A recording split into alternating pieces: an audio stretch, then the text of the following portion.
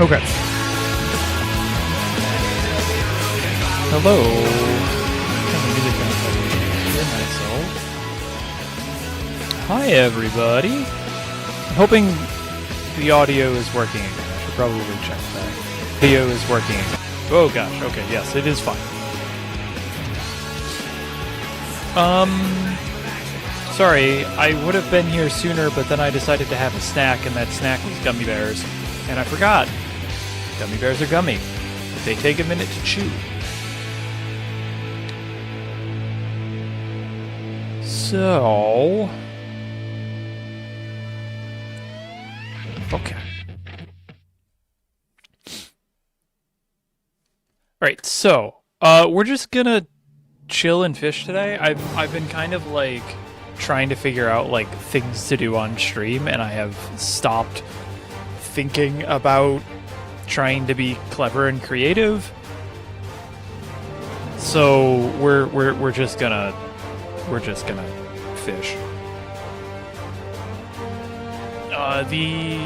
Good afternoon, Foam.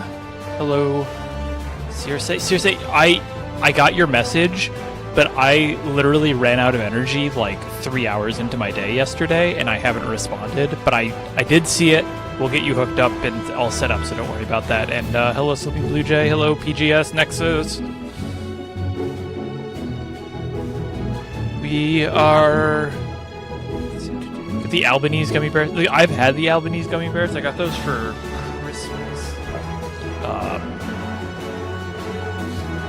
And it is so... those are probably my favorite texture of gummy bears. I have a very hot take when it comes to the gummy things. I think Haribo gummy bears, like, I will eat Haribo gummy bears if anyone gets some. I got some for Valentine's Day. I'm always happy to get Haribo gummy bears.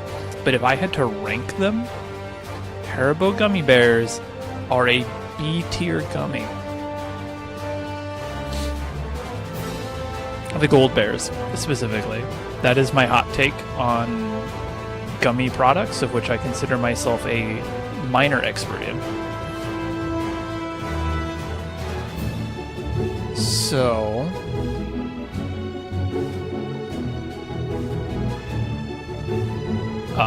yeah, no,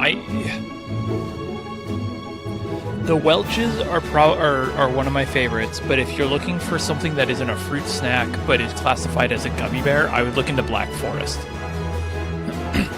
Black Forest gummy bears are probably... they are, in my opinion, the superior gummy bear. Albanese are up there, but the flavor for them is just a little bit off. Black Forest gummy bears, though, have amazing stuff. And like, we have been getting some progress in planning out logistics. That's great. I have been hearing the other side of that story. It's been really fun listening, seeing both sides of this.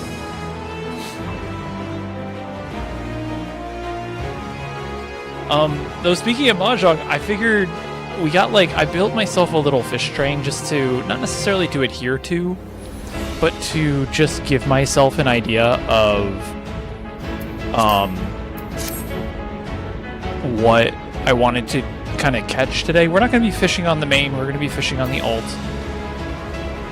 Hello, Eventide. Oh, helps if I turn the game on. Come on. There we go.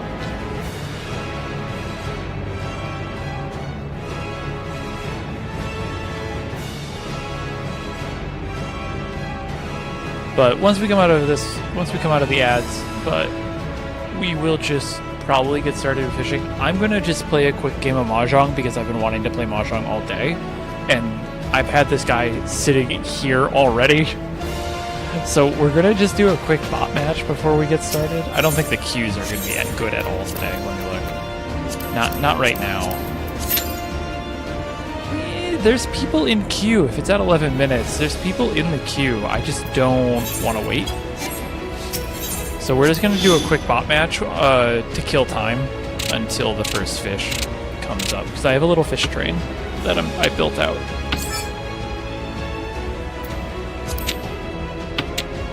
and because I want to play Mahjong. So we're going to do that for a hot second while the ads roll and, you know, for 10 minutes or so.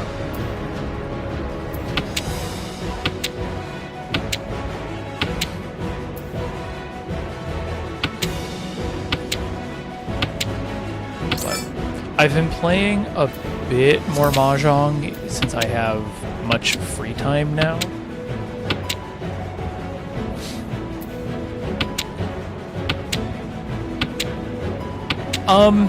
I wouldn't worry about the queue because, like I said, we're probably going to go fish here in about 10 minutes. This is mostly just killing time. Yeah, that's going to be my pair.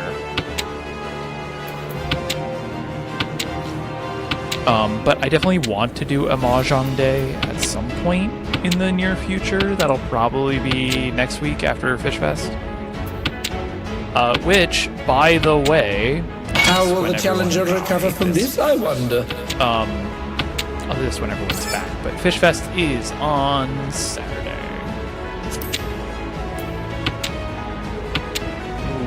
Ooh, okay, that was a safe discard, but I think any other shoots are going to be a risky discard. Oh, the horror! It was too painful to watch. They had an open-ended sequence.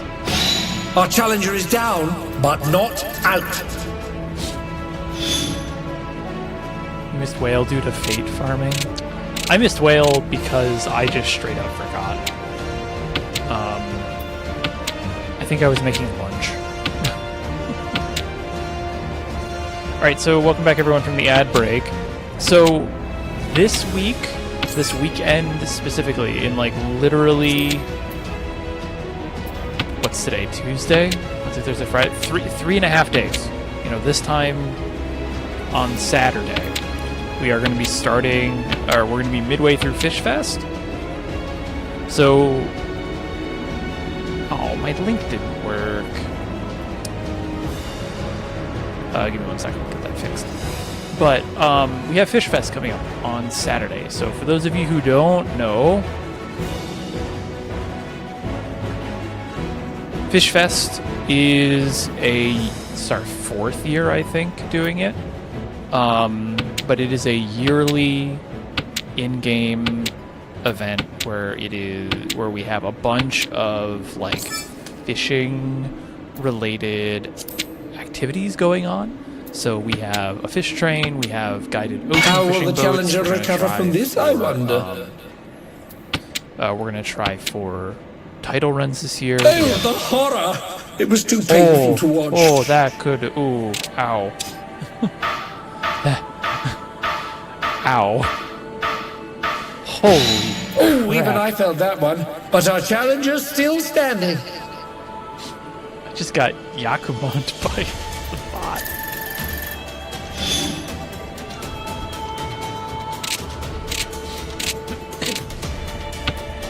I want to see their starting hand. Anyways, yeah, so we have fish trains going on. We have ocean fishing runs where we'll have volunteers forming parties to take you onto the ocean fishing boats and guide you through like none of these that I want. Guide you through getting titles. We're gonna try for titles this year. We haven't done this the past few years because logistically it's a little bit of a it's a little rough, so there is some homework that people will have to do. But we'll be working. We're going to try for those this year. We're also going to have Trials of the Big One open. I know I'm setting up 4 sequences here, and that's not a good idea, but we also have so we have Trials of the Big One, which is like a How will the challenger recover from this, I wonder? Series of puzzles that you have to solve. Oh, that ends up working out. It's a series of puzzles that you will have to solve in order to appease the Big One's followers, and once you collect all the puzzle pieces, you this could be a real game win a prize. changer. Alright, we're looking for a 1 or a 4. Oh, the horror! It was Never too mind. painful to watch.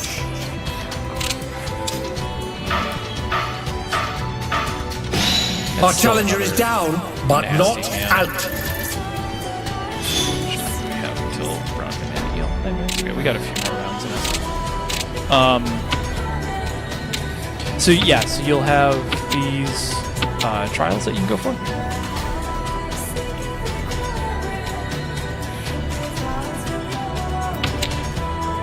We'll have that running. We have Fisher's Feud running. We'll have the Scavenger Hunt is back. Starshine, thank you for that follow. The Scavenger Hunt is back, and if I may say so, I did a really good job on the Ultimate Scavenger Hunt this year. I am really happy with it. This year's Scavenger Hunt is... I shared a link or a picture of what one of the like prototype ones were in the fish cord, but my turn for soon. And with a kiss from Lady Luck, we have our winner. You can go look for it in the event chat on the fish cord, but You certainly made your mark this round. Keep it up. That it is the Namazus decided to do the Ultimate Scavenger Hunt this year. So this year's Ultimate Scavenger Hunt is going to be based around the idea of what happens if Namazu do it. Right, we still have a couple more minutes before I need to switch over, and then we'll start fishing.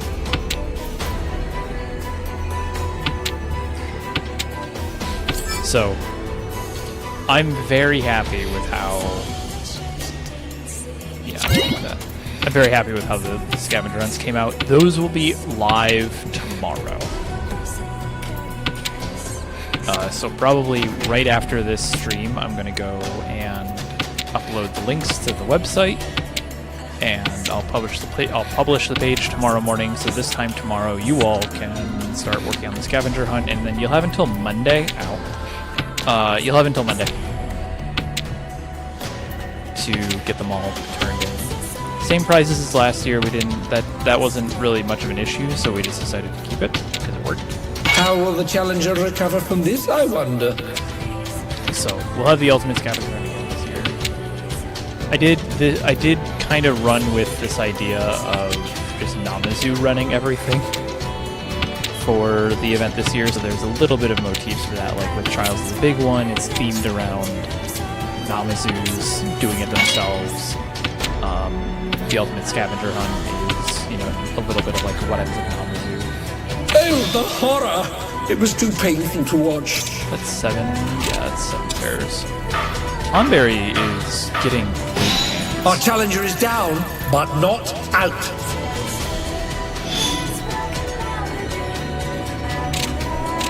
And their dealer right now.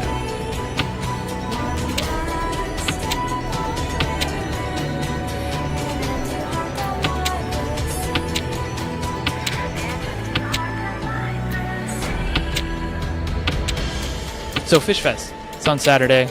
Starts like super early. If you're on the East Coast, it starts around 6 a.m. GMT minus 5 is what it is in the fancy terms, or 6 p.m. East Coast US time, and it runs until 11 p.m.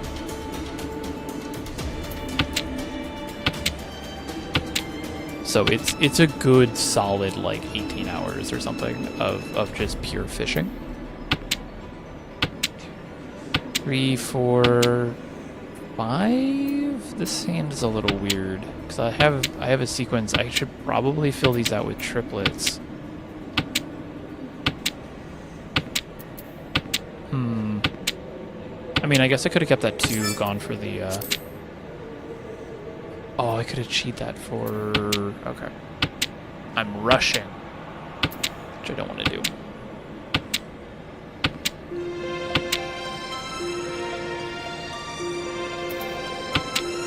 The Namazu Society quest line makes me worried about letting the Namazu try and do anything on their own.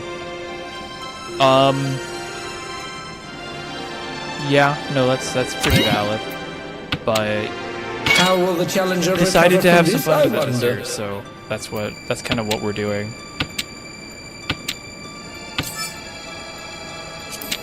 I'm specifically looking for a 4. Oh, goodness gracious me.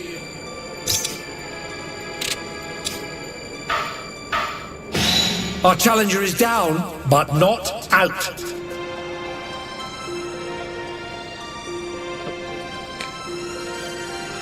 Okay, we can do one more hand. I'm just resigning the fact that I'm not going to win this, but we'll do one more hand and then our fish window comes up. It's already a really nice start too. Annoyingly, just gotta get rid of these wins.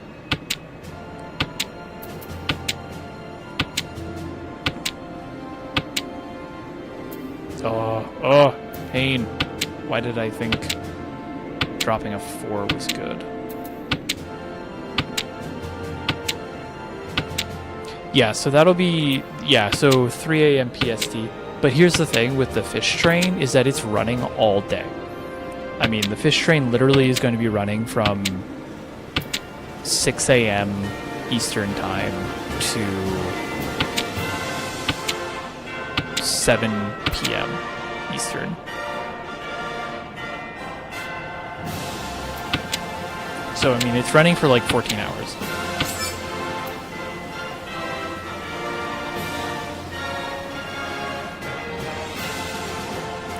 Let's be silly. Why can't I discard that?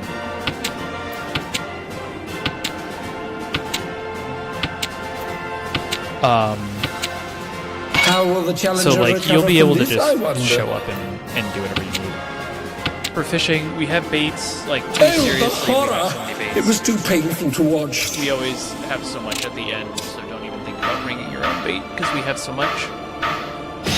Our challenger is down, but not out. Okay, I'm going to resign and say that I'm going to not win this. But we're going to go switch over to the alt really quick and get started with fishing. So, nope, don't exit the game, Gertie. Log out. Any baits that need to be grabbed? No, we'll be bringing the baits for the fish train. If you are on, if you're on the free trial, though, if you look at the website for the fish train, which I can link,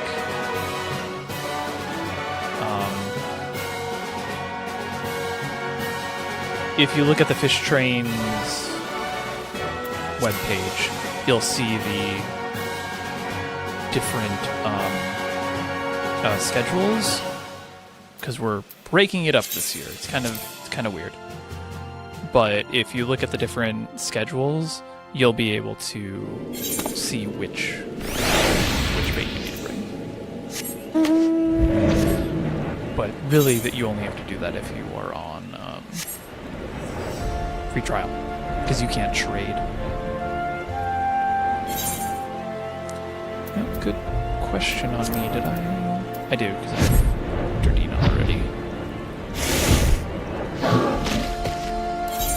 I only have 1 cordial. We are going to fix that soon.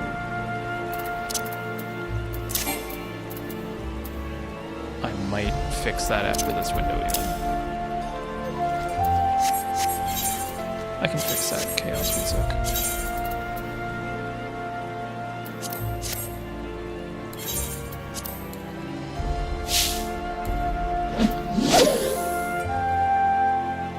Alright, so we're gonna go for brown banana eel. It's a neat little fun little fish because it is... I mean, it lives up to its name. Brown bananas are very slippery, and so is this fish. But it bites relatively quickly. So I'm going to use some reroll lure techniques here to fix it. Let me actually go back to the game too, my bad.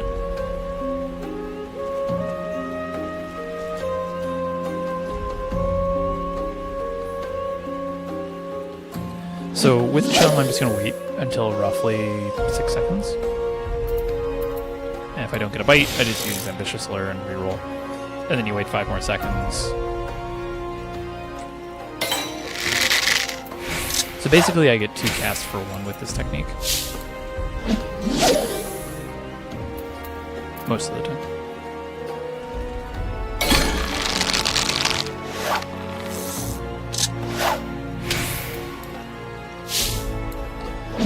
I do need to be careful with my GP here. I was prepping this guy earlier and I was like, oh yeah, I should have everything. I forgot to check cordials. No! Okay, well, we have to use our last cordial.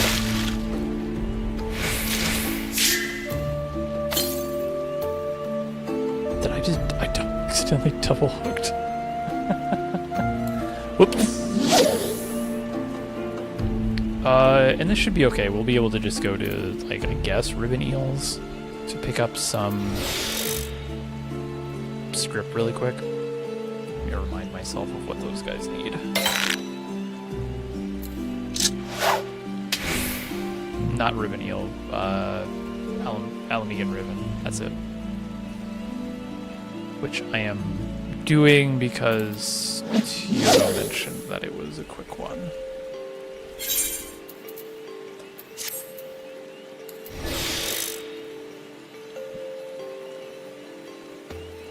So we might miss the next fish, but that's fine because we're going to definitely need GP for the next fish, which is Greater Serpent of Ronka.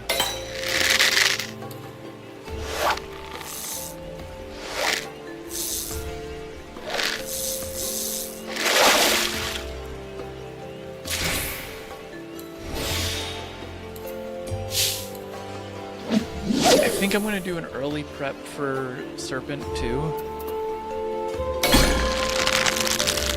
Just for the fun of it. I think it'd be kind of fun to throw in some fish eyes shenanigans. I really do one of these days want to take the time to pocket with Spherical Hand. Pocket at least 2 Priest of Yaklak-was, or Yalak-was. That was too early. Just for the fun of it. I think I've done it once. I want to do it again.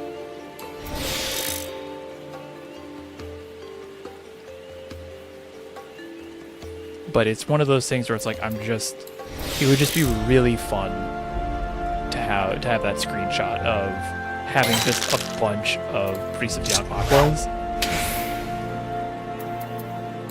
I think it would also be really funny, too, is if I did that, to then promptly have all of them slip.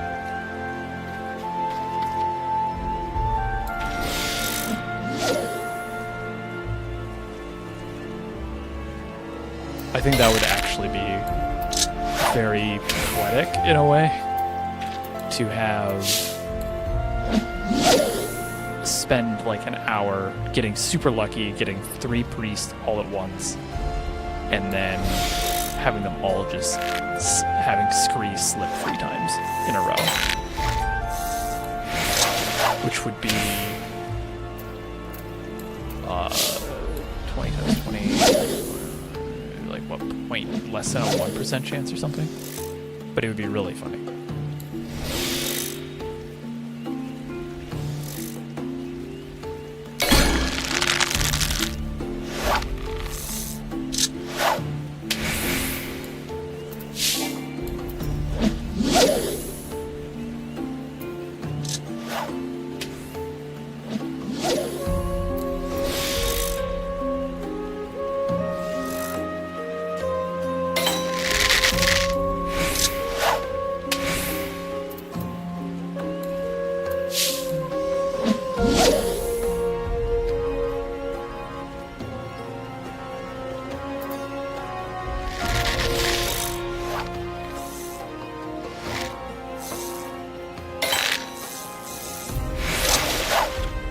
I may just forego the next fish that was on my list and just go grab some more cordials.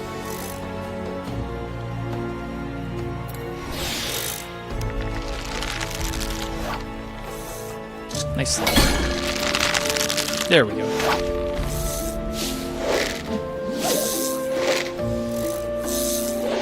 That is brown banana eel. Now technically this fish is up in like 3 minutes. Let's see if we can grab just a couple of... Let's see if we can grab a couple of these fish.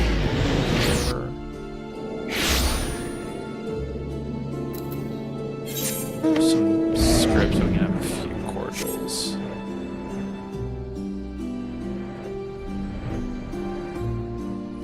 I really appreciate how on Teamcraft somebody has gone around and basically just gave like reviews of all the fishing holes. Just left them as comments. So it's like, the Arms of Meat, a beautiful location, especially during the Lily of the Vale windows. When the when the sun filters through the trees just right, it makes the water sparkle like gemstones. You're surrounded by mountains and old ruins with no monsters to disrupt your casting. It's quiet and calm. Never mind that there's a side quest that has you find a freshly mauled body there. Don't think about that.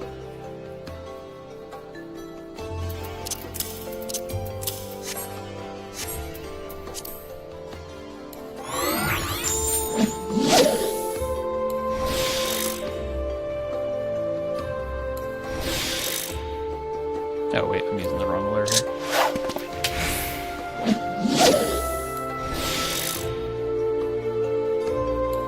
I once rolled 5 natural ones in a row in D&D, and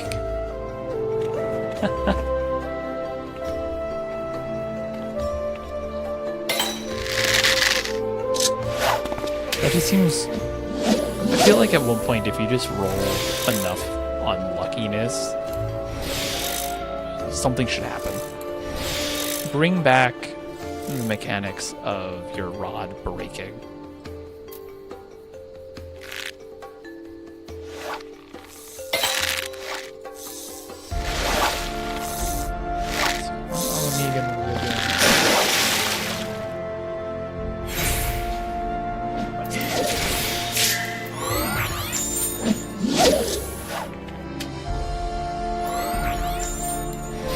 One Alamegan ribbon should be 2 cordials.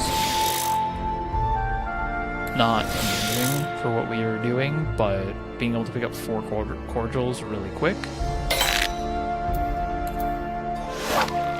Not bad.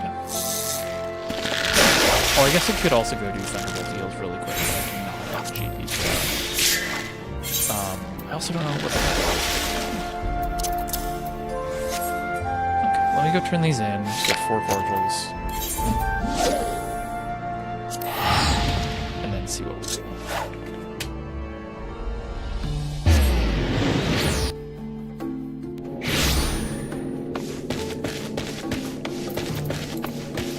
Artwork is not.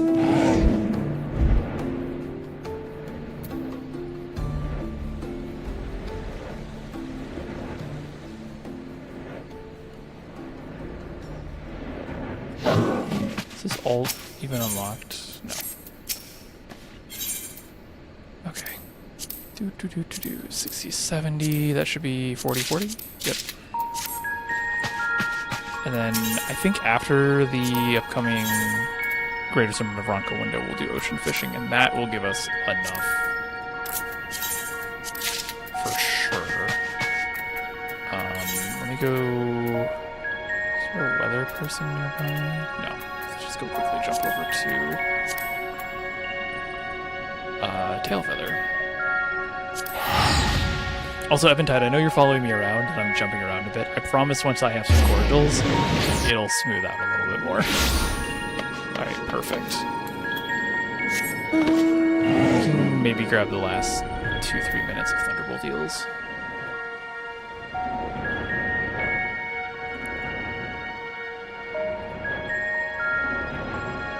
Conversely, I could have also just gone to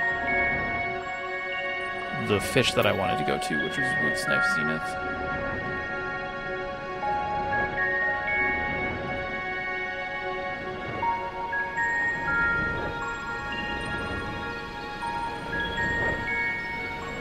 hearing this noise all of a sudden, and I thought they were done renovating the apartment next to ours. Apparently they have not. Which is going to make recording audio this week a little bit of a challenge. There's one of these.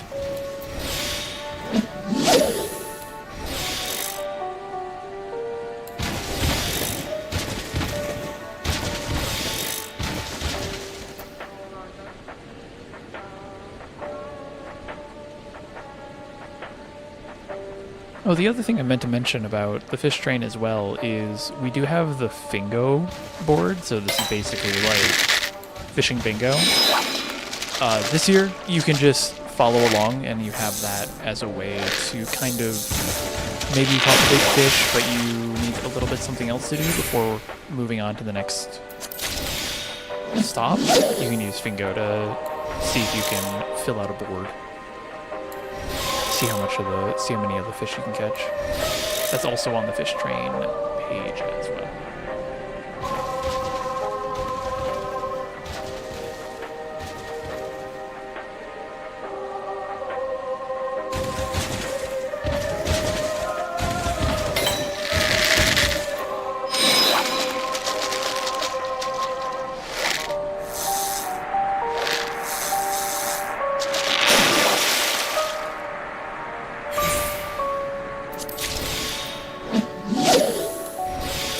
We'll finish these guys out.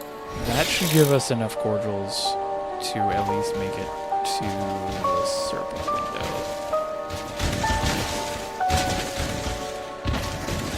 We might be able to even just squeeze in the last few minutes of roots.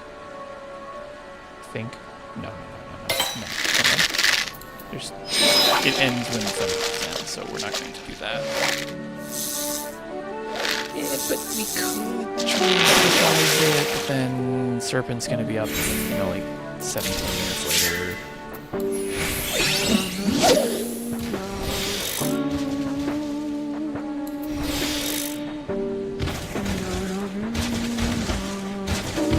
Oh, why did I do this to myself? My little fish train that I've put together here for myself, just to remember fish that I want to catch, has Rare Serpent of Ronka. Then right afterwards is going to be Furcicata. Right after that is Vit Viper. Then Henotus Grandis. And that'll lead us into the ocean fishing.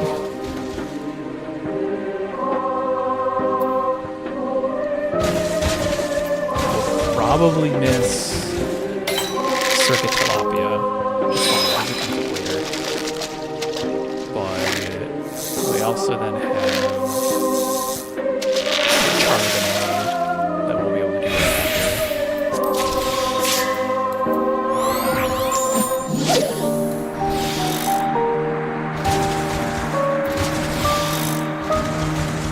Hey, I did VIP on my other streaming home, and I made the comment of, oh yeah, VIP Viper is known for being rare, and it immediately bit.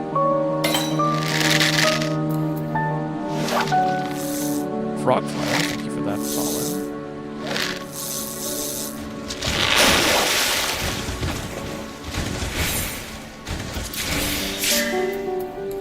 Let's burn the rest of the time here.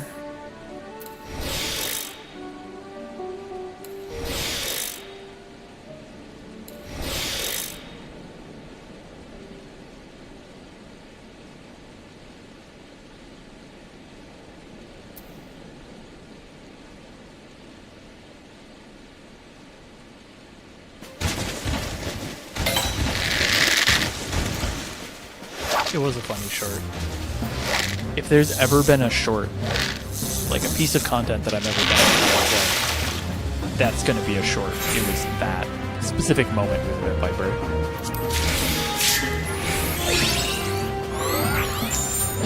Alright, this will be our last cast or our last hurrah for Thunderbolts, but that should be enough to get us through Serpent and Fork. Henotus will also refill because we'll just reel in the Henotuses. Henotus I. Henotus ceases. Henotus sus.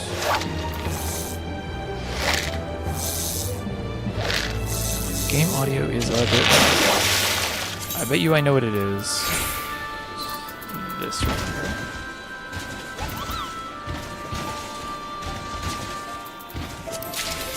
Is that a little better?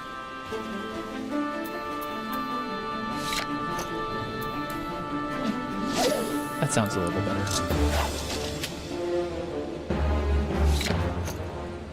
But, okay. I thought I fixed it earlier when Chaos mentioned it.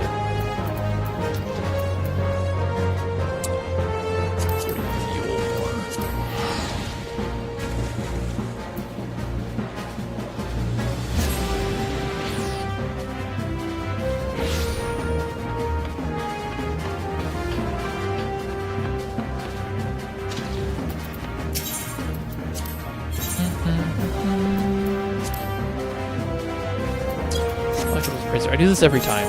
I go straight to the collector script turn in, like, hey, give me my stuff, and they just... That should be a good chunk. Hey, Jazz. Can't click things. Come on, Trudy. There we go. That should be enough to get us through. I wonder if... Hold on.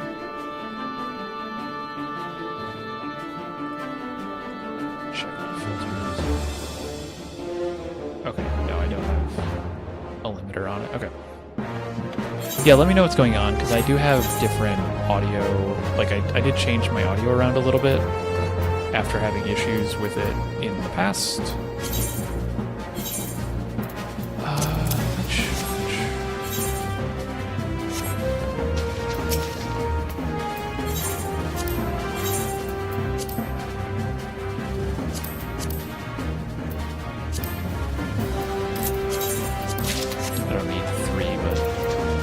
Set it to 0.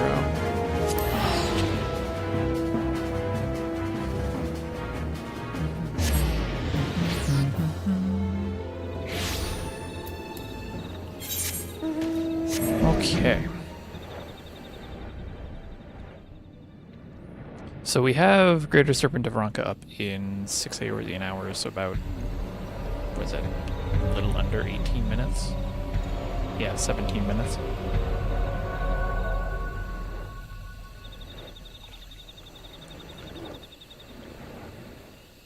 Where's a place I haven't fished for Ronka around here? I have fished in so many places. Can I fish in the bush? Yes, I can.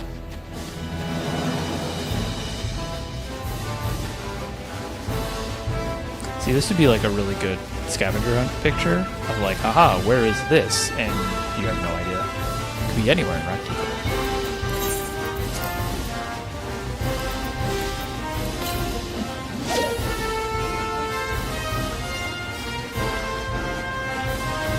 I think Spotify is changing up the music audio a little bit as well.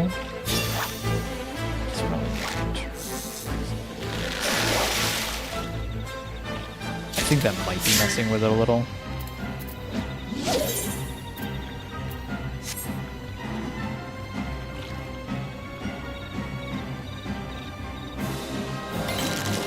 I wonder if...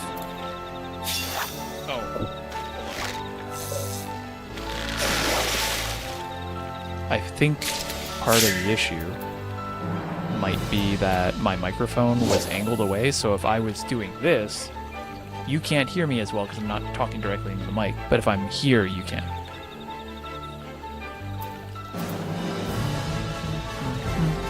So that's on me.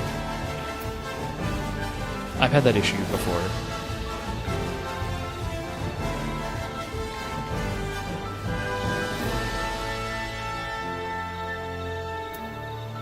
This is going to be the long, weak bite. I just know it. Thank you. The fish gods have heard my call to do funny things with fish eyes and priests.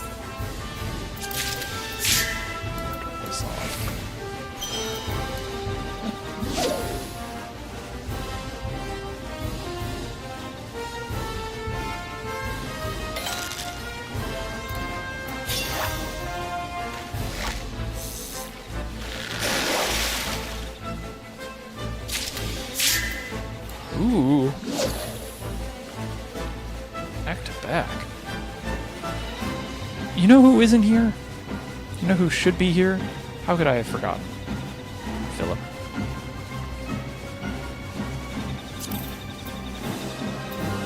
How could I have forgotten Philip? I have that turned off for whenever we play Dave, because we don't need to cover chat.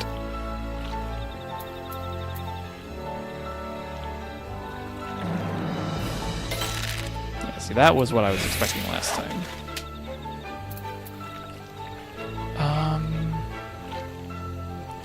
10, 8, 20... Yeah, we can go back into this. I just need to give it a second.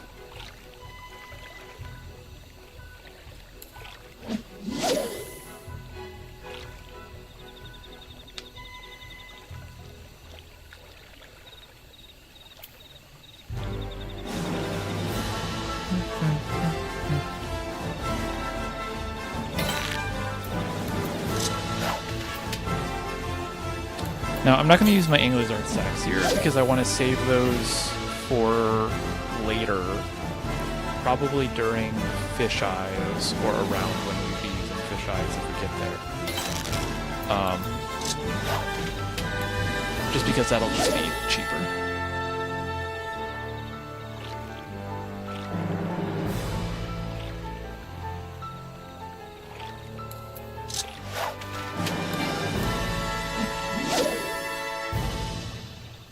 Contrary to popular belief, fish do, in fact, exist. Mortimer was kind of loud. Why is my audio all screwed up all of a sudden? Wait, why am I? There we go. Okay. I'm looking at my limits right now too, and it's like I'm barely going into the red. I should be going into the red a little bit. There we go.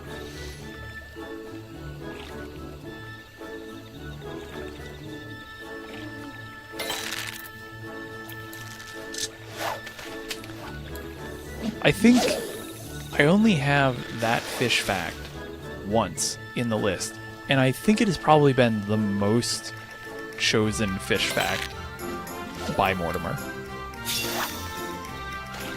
I mean, you just tell Mortimer to say a fact and he just says it. So I don't know if he just has, you know, if he's just running out of ideas, if he's forgetful or what, but that's what he's just doing.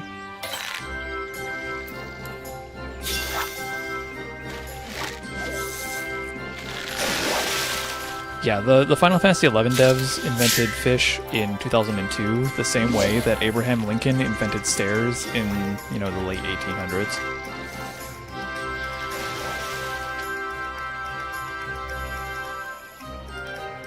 If anyone got that reference, kudos to you.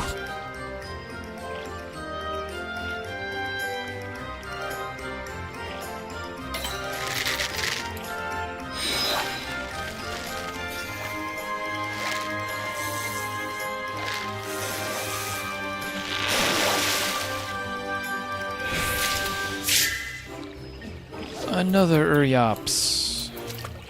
I can do this. I want to make sure I have at least one makeshift bait. I can make that work. Because that'll cover mostly any of, mostly all of a cordial's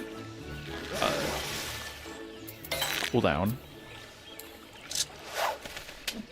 Which, by the time I'm done using makeshift bait and the cordial's back, I'll be able to use patience too. So just having 5 is good enough for me.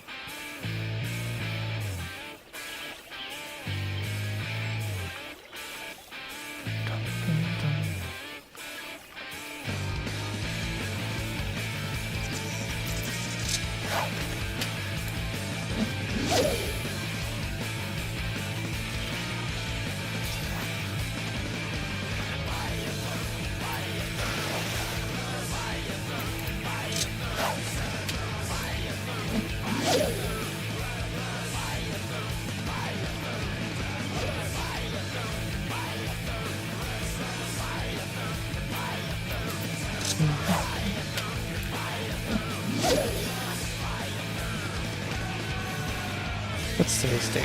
18th? 17th, okay. Days are just blurring together for me. For those of you who are not already signed up, the FanFest Aquarium meetup in Anaheim, you don't need to be going to FanFest for this. You just need to, be in the Anaheim area. The Aquarium meetup for FanFest is closing its RSVP in about a month, on March 20th. I need to make a reminder for everybody to do that, probably on Monday. But if you are going to be at FanFest, you like fish, and you don't mind making a short 5-mile hike through LA, Anaheim traffic, to the Aquarium of the Pacific on April, whatever the Thursday is before the FanFest. I do. April 23rd, 4 to 6 p.m. You can sign up for that if you'd like.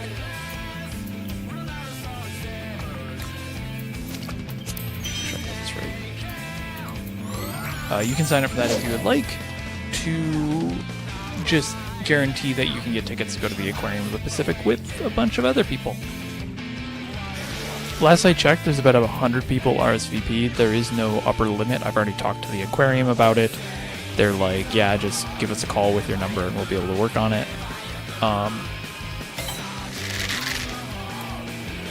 Okay, we have 10 minutes, and I have 3 Uriaps.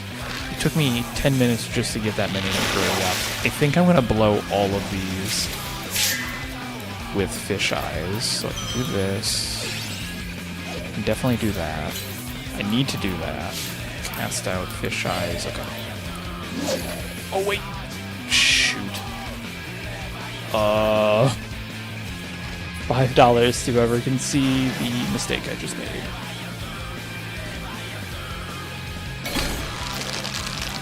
This is the one time I hope it slips. Okay, thank you.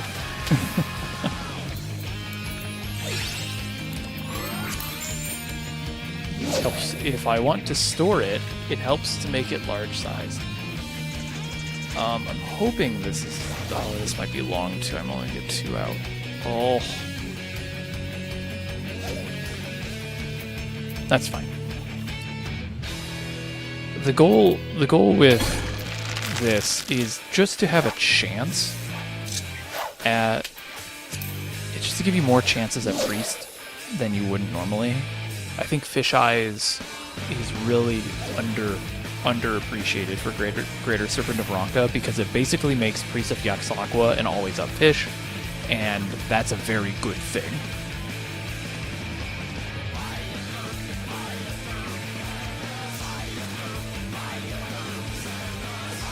Now, it has a pretty high slip rate, so the fact that it is slipping on me so much is not a surprise.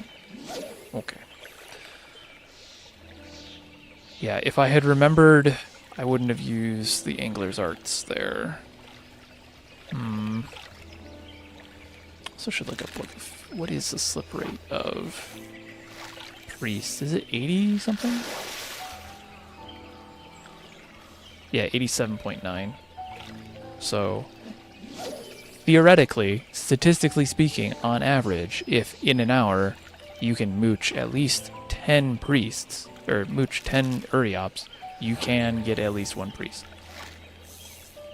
So the goal, if you wanted to store 3 of them before, you need to be able to catch and mooch, if you're lucky, 30 Uriops in order to store 3 priests of Yaxlaqua. So I'm just going to wait for my GP to regen, and then we'll just start over with Patience 2, and we'll prep for the actual window.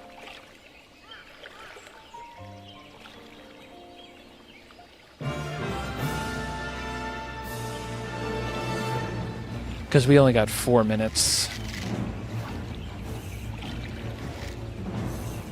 But the way I treat that is, that was an extra minute of a serpent window that we didn't get, so that's fine. I need to wait for my this to go to 560, and then I can do the other there.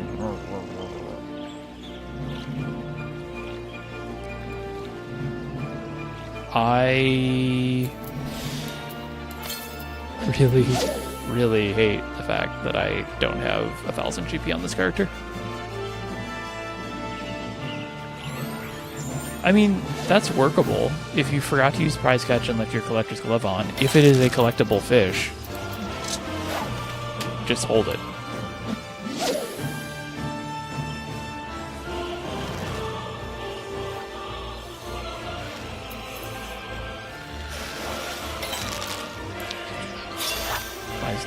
Dawn Maiden is slippery because it is.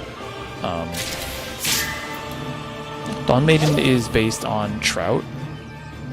I forget specifically which type of trout, but it is based on a trout. If I'm remembering the fish correctly here. No, I don't want the. I want the Final Fantasy 14, not the Baldur's Gate 3 Dawn Maiden. Yeah, Crimson Trout. And trout are, in my experience as a real-life fisher, notoriously, like, skittish. Trout are very good at biting my hook, biting my fly, whatever, and then immediately spitting it out.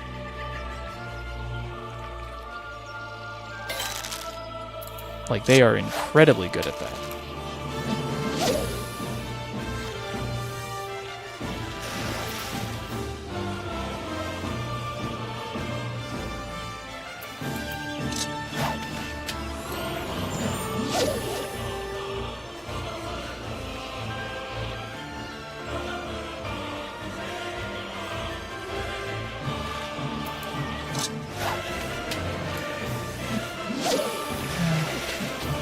At least one pretty out that. It only takes one. So do I have sky spoons on me or do I need to go? Yep.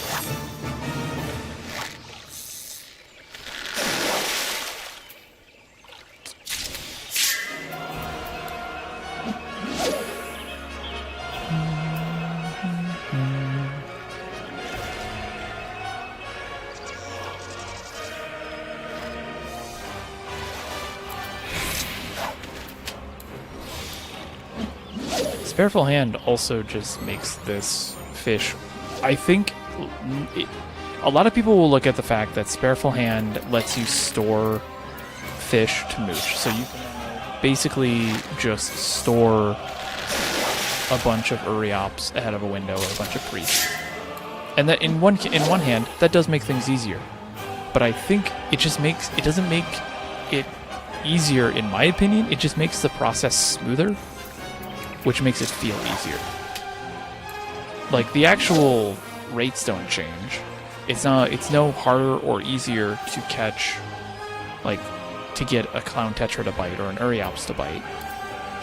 It is literally just, you have, it's just smoother. It feels less janky.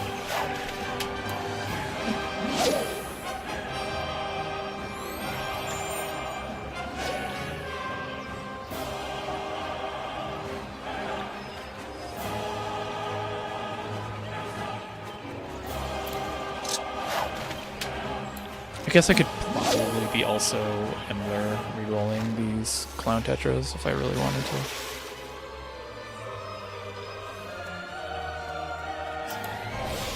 Because then that just turns a 10-second wait to a 5-second wait. But then I'm blowing 60 GP every time, so maybe I'll have to test that a little more.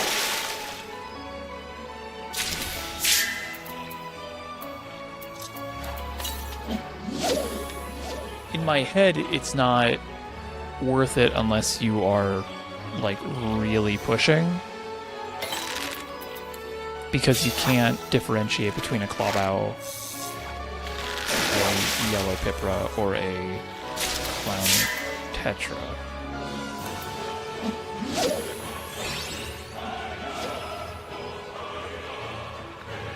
Unless it's a really, really early Tetra. Like, this could potentially be a Tetra. Because it was at 7 seconds.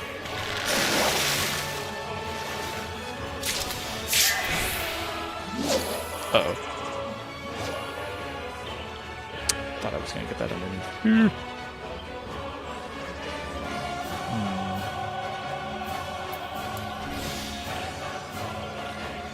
No, that's not going to save us.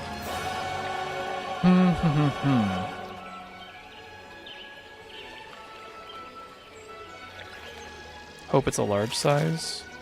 No, pop makeshift bait. That's it. That's right. That's how we would have saved that if that was an Uriops. Just pop this now, though, so I don't have to deal with it.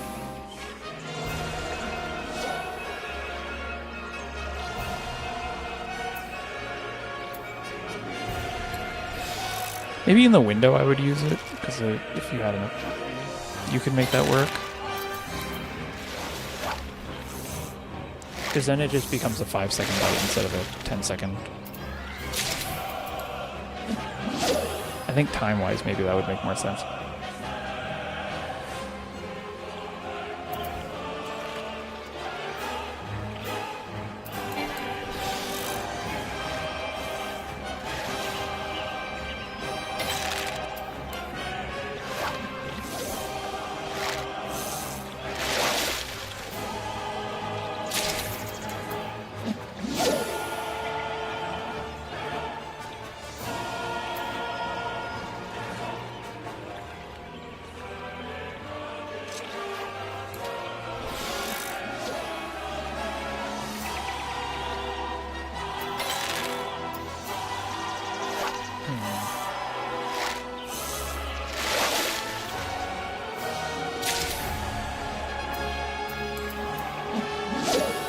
Okay, so thinking on it more, I have decided that it is okay to do if you are using makeshift bait, but if you are using patience too, I don't know if I would because of the GP cost.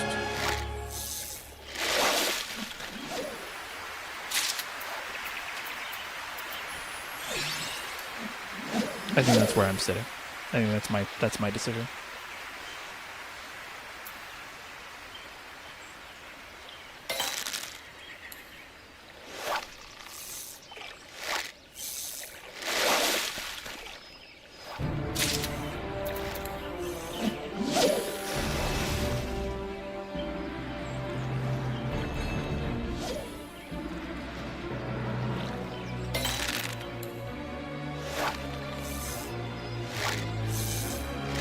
Basically anything. I'm trying to see if there's a way to make it better. Next Tetra, if this is a Tetra, I need to. I definitely will need to use Spareful Hand temporarily.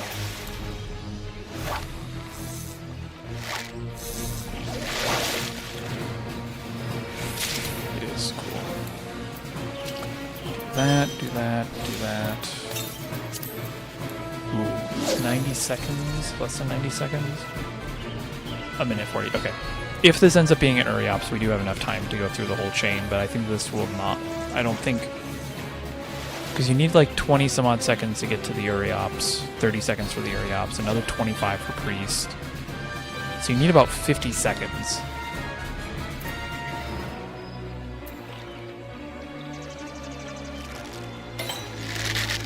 Get the Uriops, and then we'll have a Priest, which will probably slip, but it'll be the last. It'll be the last time, like, chance that we're gonna have at anything.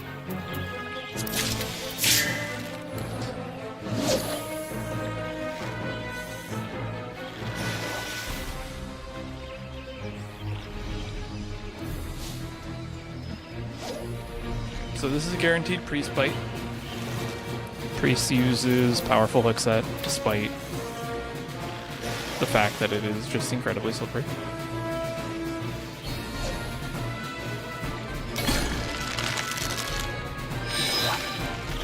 And slip. Oh! Whoa! Last second.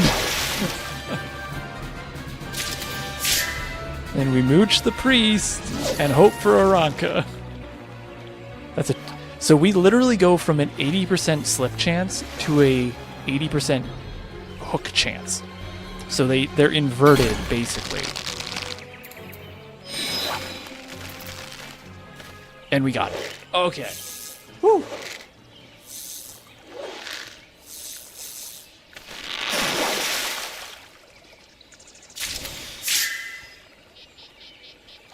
Oh, that was painfully close. Because, I mean, look at the time. That was quite literally the last chance of a chain that we could have had. We couldn't have gone any later than that. Which is my one complaint with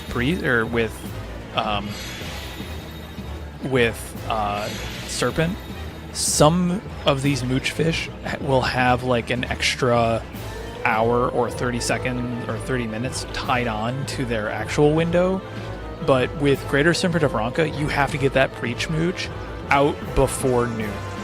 If you get it out afterwards, it is no bueno. So basically you have from 11:30, 11:40-ish, I think might be somewhere between, 11:30, 11:40, is probably the last chance you have to even start that chain to mooch a tetra. Which means you have until 11:20, 11:30 or so as your last chance to get to tetra. That's like my one complaint with Serpent. Otherwise, it's a fantastic and fun fish. Okay, we got 8 minutes until Furk. Is there anything else like up right now that I could quickly just jump to?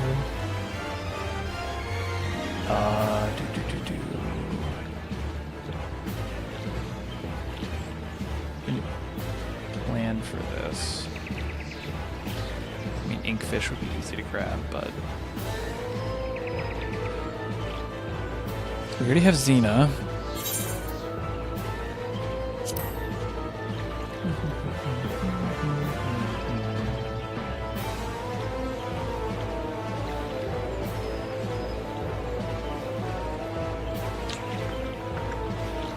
We could. Do I have the bait on me? Nope, that's it. Just gonna ball. You know what? Why don't we go back? We can go back to Ribbon Eels and just grab some more scripts. That's what we'll do. Because I don't need a ton of GP. You don't need a ton at all for Kakata. One cordial should be enough. So we should be good. So we'll do Furcicata, and then we'll jump to Vip Viper, which I'll probably just Fish Eyes.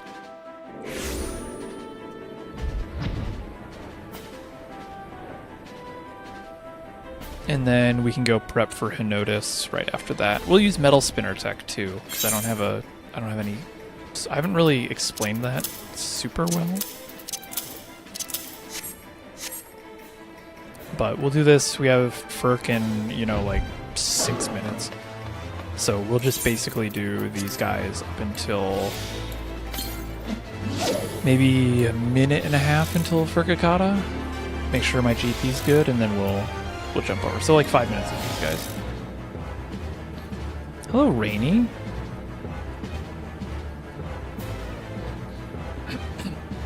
No luck here at the Clown Tetra. Lake Tusimeka is brutal, but it's one of those where I feel like it has aged very well. Hey, Vixes. I'm doing well. We're fishing. Just caught Greater Serpent of Ronka. We're gonna wait. We're doing some quick script gathering before Furcicata. Trying to bug me for food.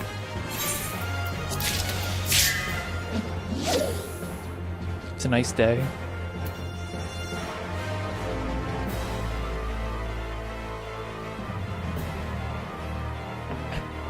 So if I use Modisler. There's construction going on in the apartment next to me, so if you hear random power tool noises, I apologize. I can't wait till this summer when landscaping starts coming through.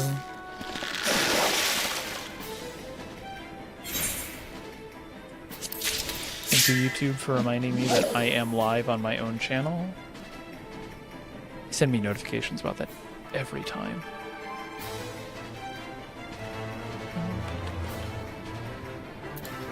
Sorry, I'm just looking at something over on my other screen.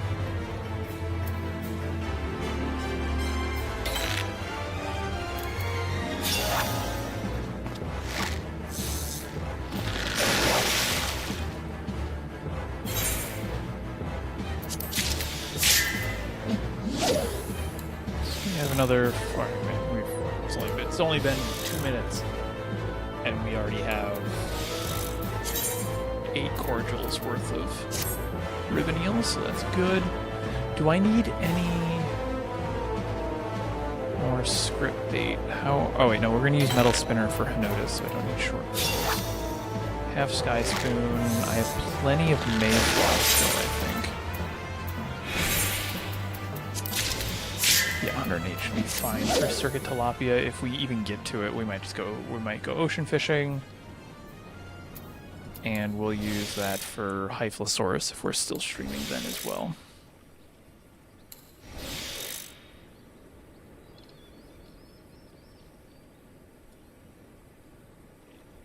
But we'll go ocean fishing after, oh, I think, what is it, Hinotus? Yeah, after Hinotus, we'll go ocean fishing.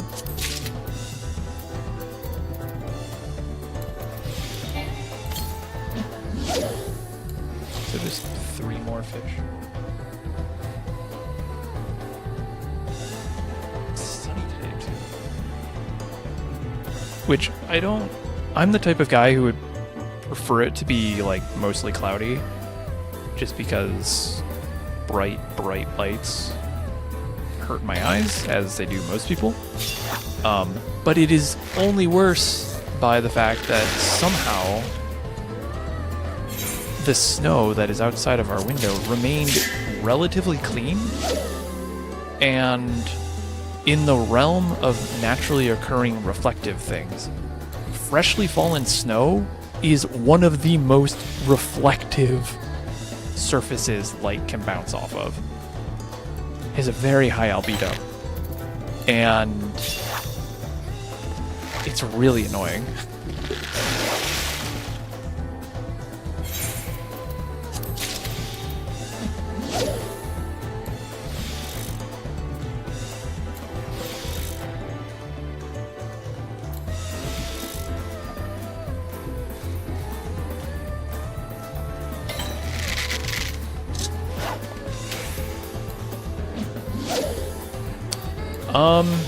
Let's see. Is there a reason you're using this fish script over the higher yield ones? Yes, I don't feel like going for Fleeting Brand right now. I did so much Fleeting Brand during Endwalker, I hope to never have to go back there again. The other reason is Thunderbolt Eels aren't up right now. We'll finish out this, and then we'll go to our we'll go to Ferk. Thunderbolt Eels aren't up right now, and I'm not near a weather person to see if Wilhelm Catfish are up. Whenever I go for a script, I don't necessarily go for the highest yield per se.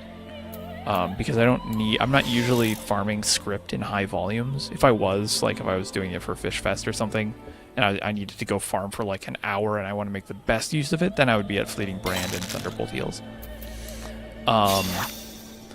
But in this sense, because I'm just picking up a little bit of stuff here and there, it's way easier for me to just fly over to Arms of Mead. I would also do... I've done Mother of All Pancakes. Not Mother of All Pancakes. Pancake Octopus if I need like 20 or 30 like super duper quick.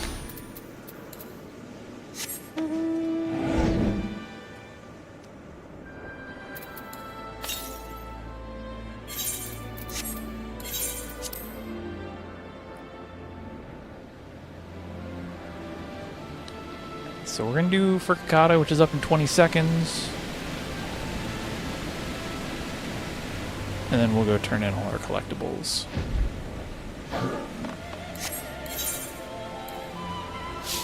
This is a new alt. I once again have to check and make sure I have the book, which I do.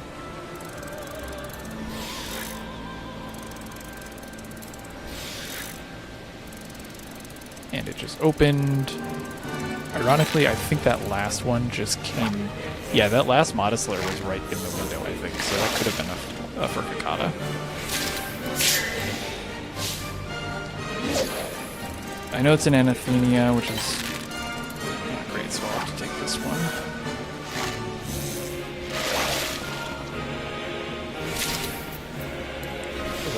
We're gonna get one chum out of this.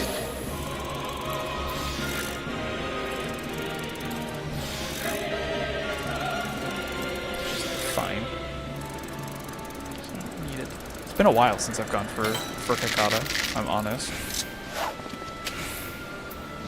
I haven't been doing a ton of Endwalker fishing because most of the Endwalker fish are not high on my priority list of, boy, I sure need to go for these.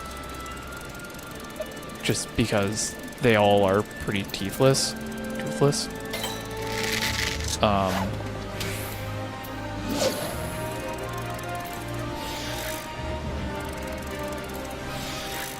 So I haven't really made like a big priority to go for them on some of these guys. Oh, thank you for biting. Thank you for staying. Easy, last cast. That's 2 legends back to back now. I think that was our first window too. Is that our first window here?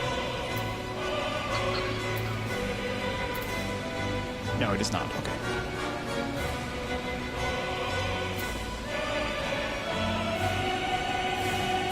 Okay, let's go turn in our eels, or our, not ribbon eels, our ribbons. I think of all the fish in Endwalker that I look at and go, maybe I should go to this window over any other windows, is Sidereal Whale. And that's less because I think Sidereal Whale is a threat. Just leave these people alone. It's less that I think Sidereal Whale is a problem, and more that I just enjoy going for Sidereal Whale.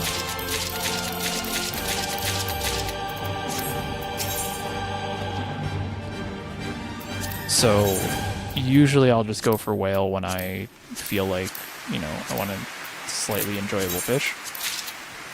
Speaking of, I should probably, after ocean fishing, I should pick up more Stardust. But like Hyphlosaurus is pretty toothless. Furcicata is mostly just a show up and you'll get it eventually.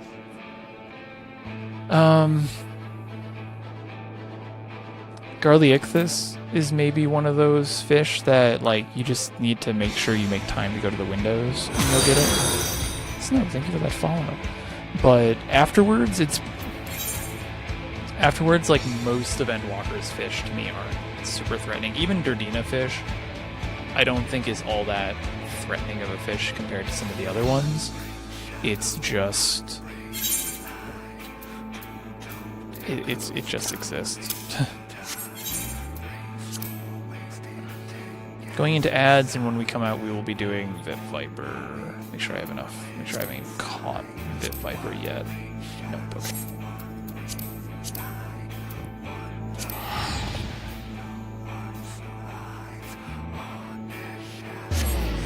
I need to go back and look at the annoying fish list. Like, the big 3 I don't think are changing.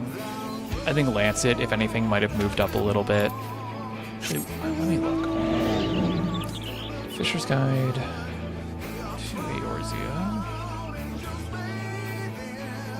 Volume 1. That's where I have my big fish guide. By the way, Fisher's Guide to Eorzea is my volumetric book on fishing in Final Fantasy XIV. Books. Plural. Multiple books.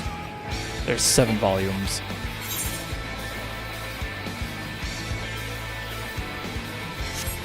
I keep meaning to do 8. I keep meaning to do A Fisher's Guide to the Cosmos. but in truth, cosmic exploration kind of has me going in a certain way. I think cosmic exploration is really good content that is not scaled well. I think Sinus Ardorum was probably the best version of content of cosmic exploration, and Thano was fine in the end, and Oasis so far feels like a slightly less exciting Thana. It's not about like the volume of fish. It's not about of missions. It's not about the difficulty of the missions. It's just that like they stopped. There was a lot of options for like novelty to be interesting, and then they just kind of stopped being interesting. Ooh, congratulations on your hoverboard. Oh, hold on. I have a. Let me just remind myself of what my own commands are for this channel, and I have a link to it. I think it's books. Come on, Nightbot.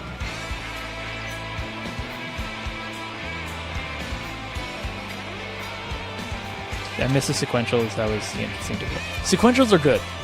And I think those have been like the EX plus sequentials, I still think are the best part of Cosmic for me. Understandably. I just feel like it's the scaled progression between the classes. A lot of EXs feel like A's, and some A's feel harder than EXs. And I feel like the EXs and the A's needed to have a bit more of a differentiation. I think my other main annoyance is some of these missions are actually impossible to fail, which I'm not a huge fan of. I don't think they should be. I don't think they should be like easy. Like, I'm not saying that every mission should be impossible, but I am saying that there are some missions that you straight up cannot fail at all, and it is impossible.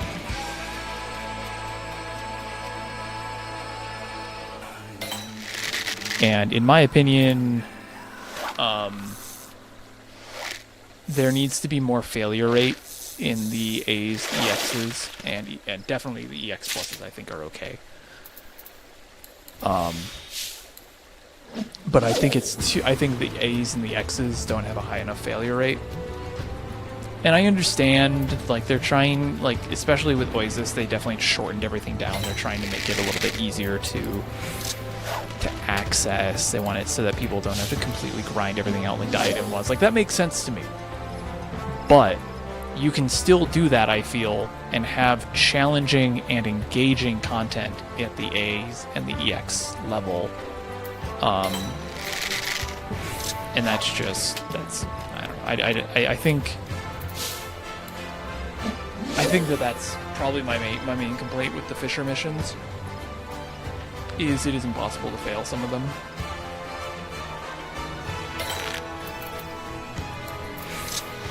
And they're like EX pluses are impossible to fail, and I think that that's not great. Or EXs, not the EX pluses. Unless I have to now remind myself if gravity sphere impact is an EX plus or not.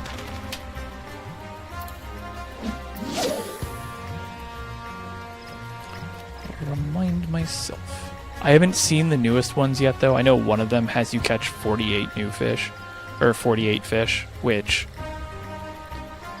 that sounds fun. Like that, I'm looking forward to that mission. But I am also like, meh. Okay, gravitational sphere impact, which is the one I'm thinking of, is an EX mission. It is impossible to fail.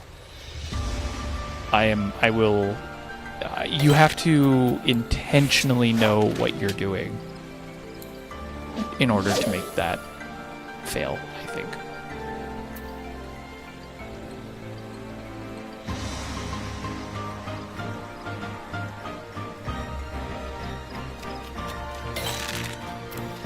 So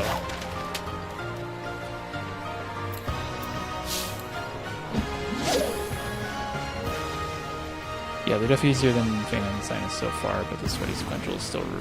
Yeah. The sequentials, I think, are fine. I haven't done the new EX... Like, I haven't done any of the new sequentials yet, because I don't think I have them unlocked. I don't think Marlboro's unlocked them yet.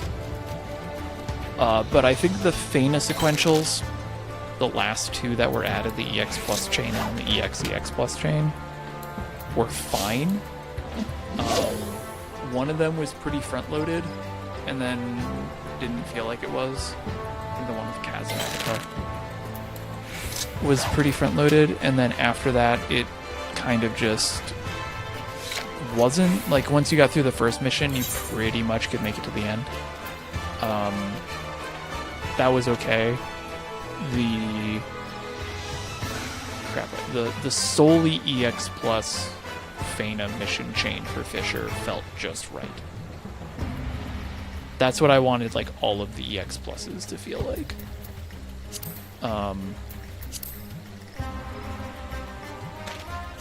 But that's my 2 cents. I'm like 50-50 on the rest of it, but I do think the main thing is it is actually almost impossible to fail some of these missions. Let me look. Hold on. What was the one mission that I was doing in the Magnetic Horizon that had the craggy sunfish? Yeah, Marine Distribution Survey. Class A. Class A, reminder, is the level 100 missions. You have your full kit as of now, and it is impossible, from what I have found, and I did a bunch of testing on this one, it is impossible to fail that mission. You have to catch a craggy sunfish over a certain size, and even without using Patience or Patience 2, I could not catch a craggy sunfish under the gold star rating. Like, even the average sized ones were big enough. So I was very confused by that one, because it's like, at least force you to use Patience 2 at that point. I could clear a Class A mission without using any skills whatsoever. And I did. And I think for the average player, they might go, like, yeah, that's okay. But when you don't have to use the skills on all of these other missions outside of the ones that you have to use lures on, it just kind of becomes a little repetitive and a little tiring. So I'm not sure. That's how I feel about it. It's great for new players, but it's hard to balance between satisfying and I'm not... Yeah, I want to make it clear that this isn't me being like, oh, I'm an angry veteran, I want hard, challenging content. This is me just saying I want to be able to use my skills. That's it. I just want to use my skills. In Sinus, we had to do that. In some of Fana, we had to do that. In Oasis, I'm pretty certain, outside of the missions, that I had to use...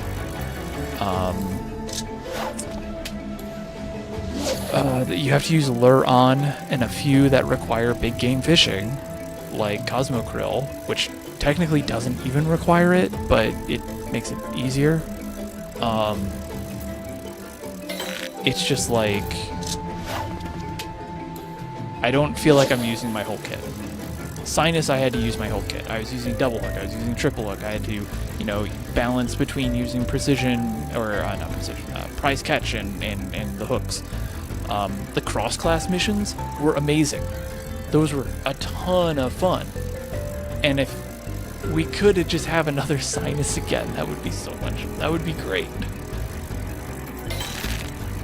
Because right now, if I was to tell someone, hey, if you want to get started and get familiar with, fishing for cosmic exploration, I'm going to tell them to start in Oasis if they can, and then end in Sinus, which is the exact opposite direction that we could go. Unexperienced fisher in Oasis takes about 5 minutes. It's a gold star mission with a 30-minute time limit. That is the other thing that drives me nuts, is they had the time limits like 90% of the way there for Fisher on Sinus. And then they just made them almost all of them 30 minutes, and some of them still have that, like, you know, have it done within 2 or 3 minutes, and that's fine. But those time limits really are the only reason I can say some of these missions are impossible to fail. Like Marine Distribution Survey, it is Class A.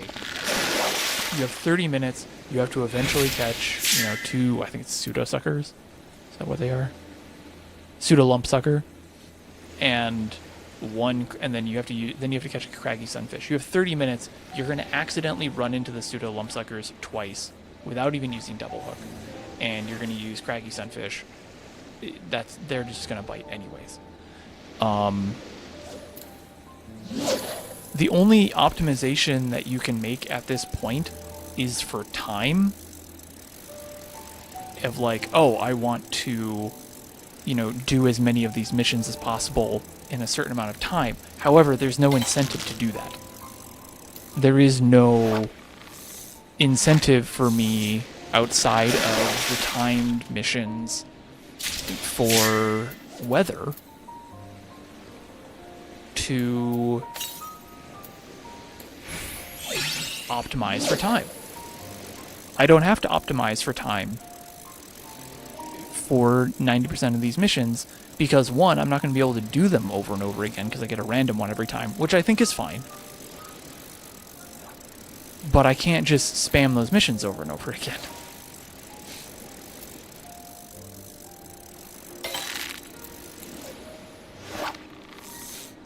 I don't know. The 30-minute time limit, I think, was if they could revert the 30-minute time limit change, I would probably be like cool as a cucumber with that. How much time do we have? 2 minutes? All right, we're gonna wait 2 minutes. I'm just gonna hold out on this.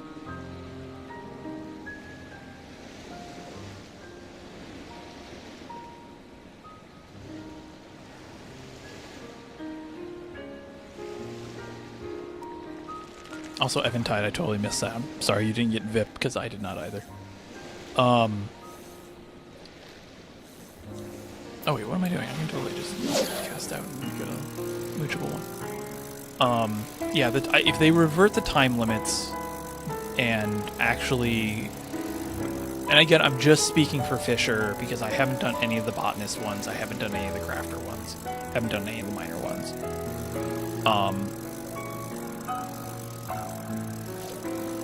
I think if they could revert the time limit, like, that would be a good start to fixing it. Or at least making it more engaging.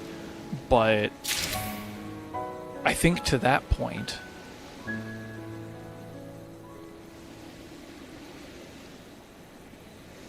I don't feel like I have to engage or level or learn any other job to do like cosmic exploration now. With Sinus, I had to go and I had to go and learn, expert crafts. I had never done expert crafts before cosmic exploration. And I was like, okay, I'm going to go learn how to do this. I had to engage with content. People were learning how to fish, which was great. And I was learning how to craft, which was great. And it felt amazing because I was able to actively engage. I was leveling content. I was like leveling classes that I wouldn't have leveled then, at least. I try and level up all of my crafters by the end of the expansion, and I'm almost done.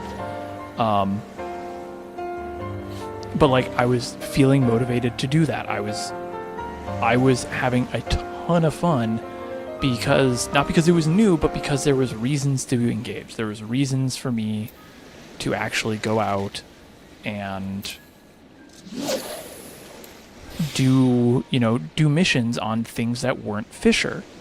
I had to do all those cross-class missions to unlock eel rations and crystallic gems. And that was great. And I was hoping for that again in Fena. And I was done with Fena in like a day. And not like oh, because I was bored. I literally did all the missions in a day that I could at the time. And then I would come back, like, you know, a couple weeks later, do the rest of the missions that unlocked, blah, blah, blah, blah, blah. And it was so disheartening, is probably the best way to put it, to go from sinus to faint. It was whiplash almost. Kind of sucked. Alright, this should be it's not a notice. Oh, that's interesting. Don't usually see the bites go out that long.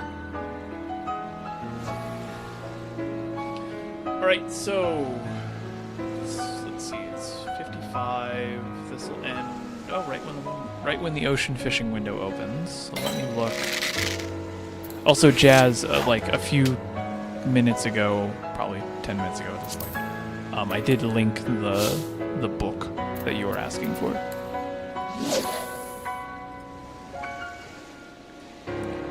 But let's look and see what the next ocean fishing boat is.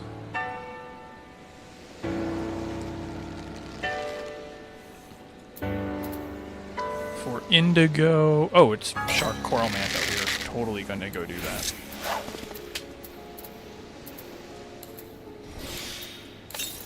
We will absolutely go do Shark Manta on this guy. I need to go through the book and update it with all the quick tips I've been adding from the streams and stuff. Because I do write text guides for all of those as well. They aren't super long because these fish that go into quick tips typically don't need. If I was to do a normal guide on like one of the quick tip fish, it would be like at most, because you don't need them. You don't need a lot of explanation for some of those fish, especially like the ARR fish. And if they do, I'm going to do a proper guide on them anyways. Compilation of quick tips. I mean, basically I am... basically the quick tip videos are just my version of highlights from streams. And it's also just there to help me flesh out the guide coverage, because we still get questions about a lot of A Realm Reborn and Heavensward and Stormblood and quote-unquote basic fish, and so there's value for them to exist. And Carby and you and Venny at least are all perfectly fine with me linking them on their various platforms that they generously allow me to post my videos on. So it works. I think I have 4 of them coming out this week. Or maybe not this week, but I have 4 of them queued up for when I feel like I just haven't had time to edit anything. And let me look. Which fish do I have coming up? Yeah, so from the last stream, which was like 10 days ago, I was able to get Gobfather, Matriarch, Race Buggers, Tears, and Green Weaver. So we'll have guidance for all of those now coming out over the next few weeks. Also, why do I have so many questions being asked on my things?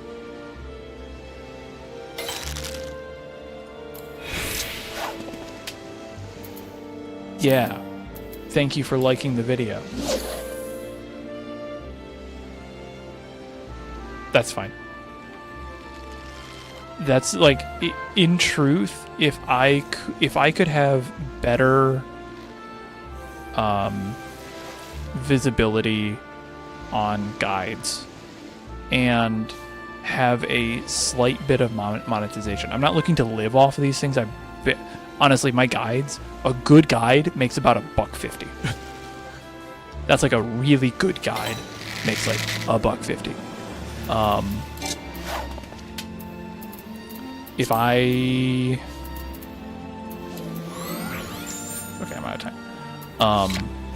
If I could find a better way to do text guides and put them out in a more visible manner and be able to get a slight bit of more, like monetization off of it, I would probably just focus on that.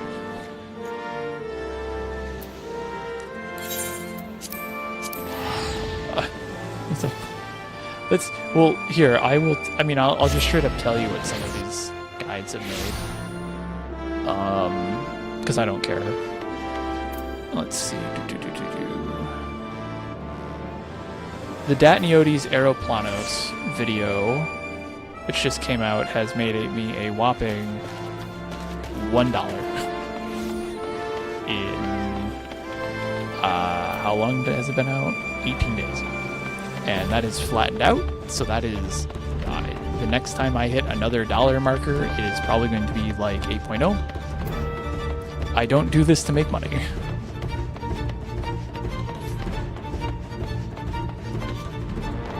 But if you want to support, you can either subscribe to Twitch, or there's a Ko-fi link, I think, somewhere.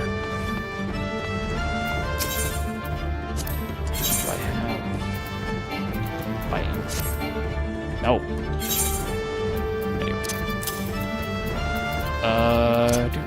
They're all stuff that I'm doing here. You go here. Plumpworm. Ragworm. Krill. Shrimp crate fear. Go away, go away, go away. Go away. So.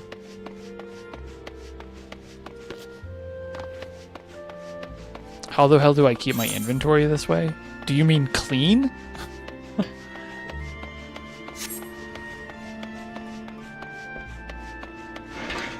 Is that your honeybee short?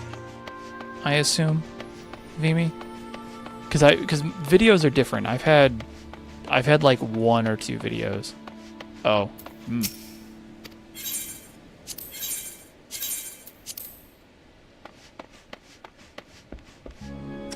Oh, yeah, okay, that makes some sense.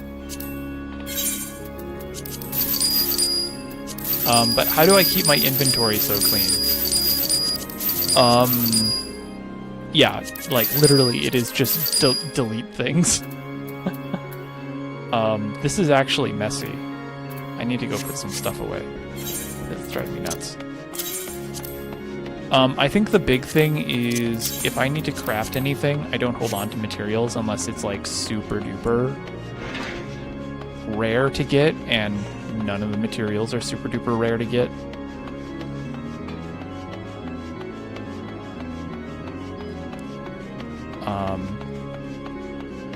I don't know. I pretty much, like, this guy isn't a good example of it. I do have 3 retainers, which, I mean, helps. But right now, they're mostly just storing gear. And this is all gear that we use for, well, a while ago, we handed it out to people, but no one really needs it anymore. So now I just store fish donations in it. I forget which one is actually tracking my current fish. We have a bunch of sunray rays too. Those will probably be handed out at FishFest on Saturday. I need to get those off of people. Or off to people. Ah, here you are. But yeah, this is how I do it. I put things away and I delete the things I don't need. A lot of this stuff I'll probably end up selling at some point.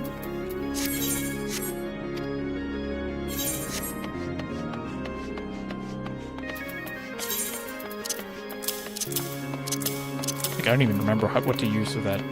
Where to use that. Is it gathering? It's gathering. I don't care about gathering. I care about GP.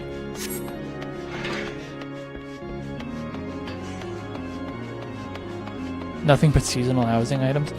I can see where if you have a seasonal, like if you want seasonal housing items, that one I can see hoarding. Like, that makes sense to me.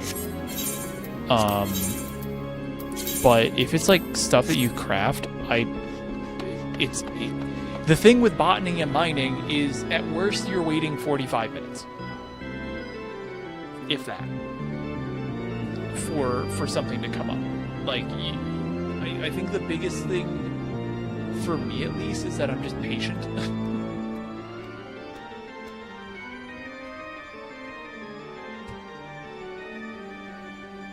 It's hard because, yeah, $5 wouldn't break the bank, but the thing is, like, if you're building, like, an ice thing and you want a bunch of those ice floors, you need, like, 20 or 30.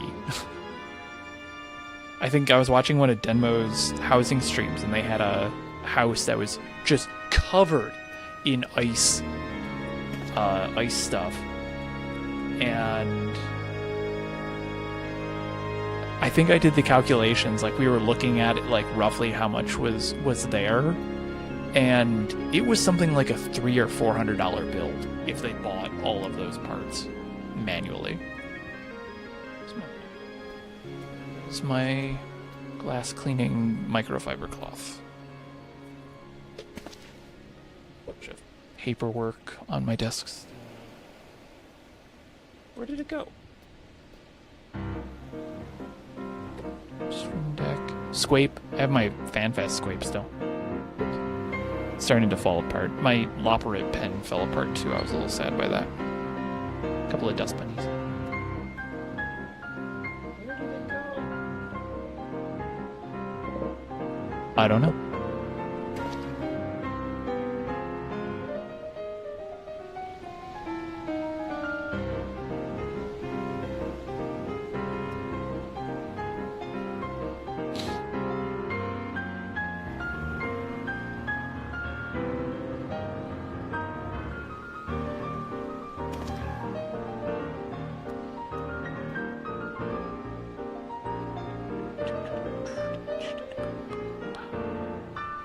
Now I have to get caught up on chat here. I only have 2 retainers holding nothing but seasonal items. Okay, yeah, we did that. Oh, that's $35. Relic materials I could see. I try, if I'm going to do a big project like that, I commit to it to make sure that all of my relic stuff is done. But I think maybe this is also the other thing, is I'm not a collector, nor am I an achievement hunter. So I don't feel like I have to go and do all of the like relics all at once. I got, like, for Heaven's Ward, I got Terpenter Lux. I think I got Guillotine of the Tyrant, and that was it, because those were the ones I wanted. I just don't do the rest.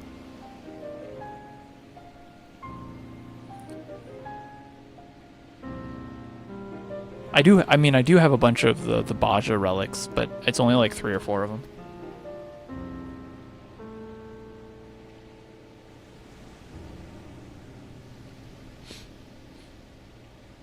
If the other thing I'll do too is at the end of an expansion, I will I'll do a big spring cleaning of all my retainers.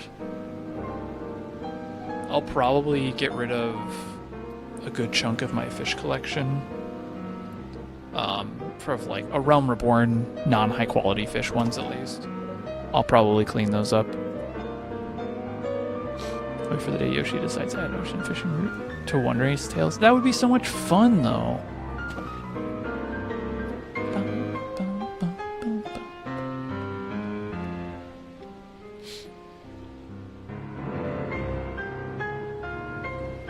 Why do I have 4 comments here? Let's see.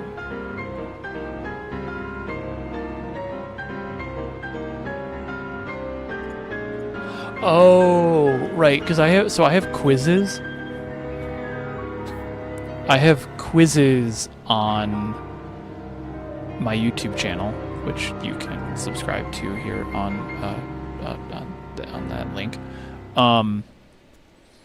And so every Tuesday at 10 a.m. I put out a quiz on my channel, and it's something related to fishing, like, oh, how does this mechanic work? And this week was, and let's see if people actually know this, per Final Fantasy XIV game lore, the Fisherman's Guild in Limsa Lominsa is actually called what?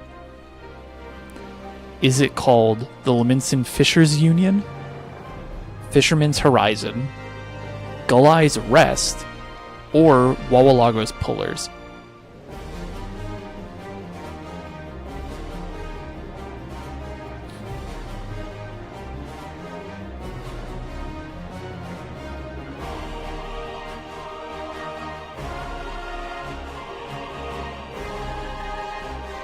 Eventide, you got it wrong. A lot of people got it wrong.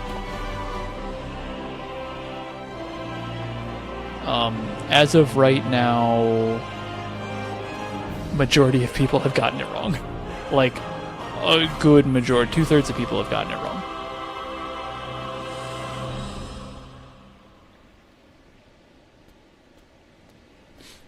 The actual answer is Wawalago's pullers.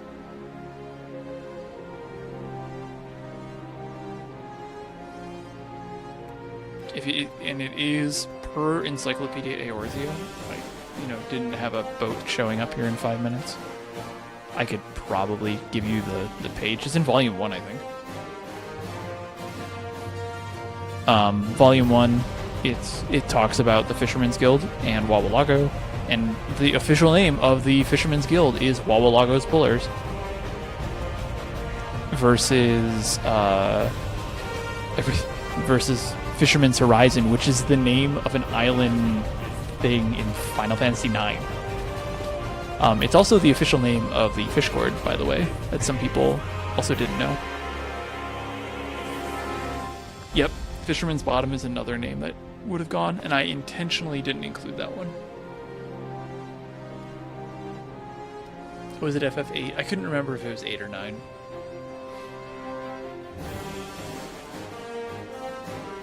But yeah, no, Wawalago's Pullers is the name of the group and the name of the guild. I think Fisherman's Bottom is just the name of, like, the area. Or the Fisherman's Guild is what they call it, but yeah. Is Fisherman's Bottom or Wawalago's Pullers a terrible name?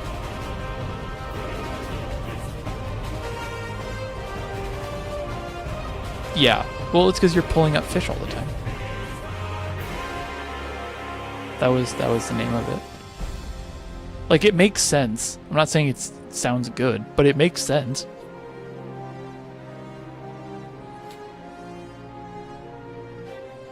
Fisherman's Bottom is way better. No, yeah, I'm with you on that. Just because I think we're going to hit the 15-minute mark on this, I'm going to throw you guys into an ad break right now, so that you're here for when, ocean fishing starts and we aren't delayed. So, if you are not subscribed, I'll see you in like 3 minutes.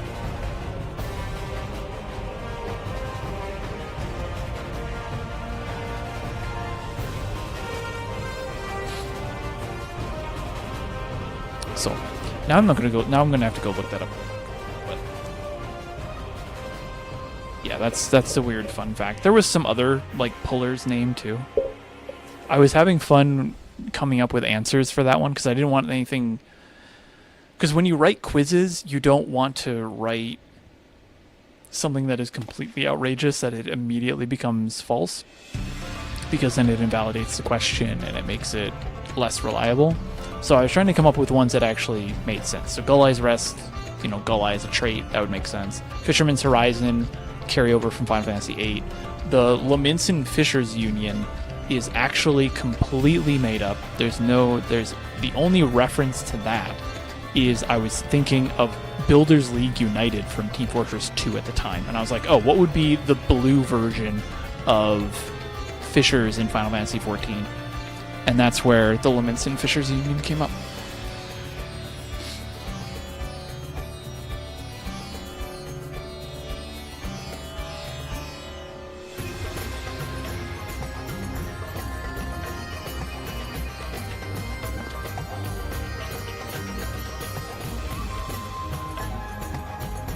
See, now I'm gonna go look.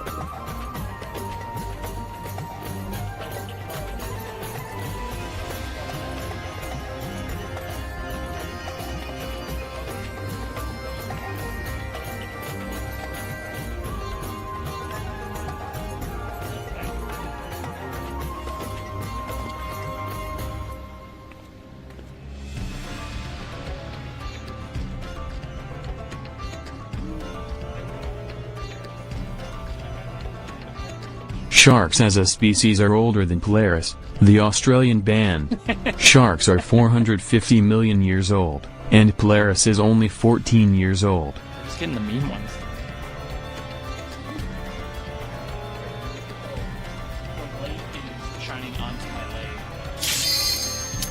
light is shining onto my leg. My cat is playing.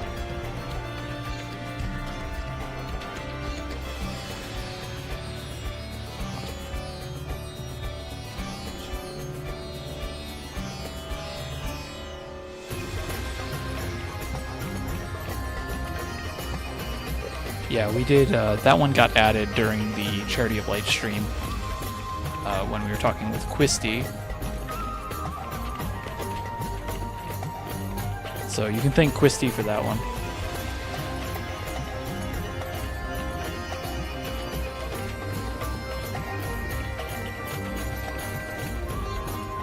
I need to move this ocean.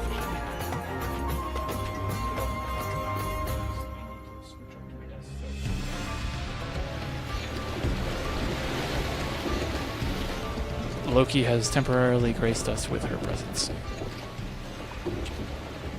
And welcome back from ads, just in time.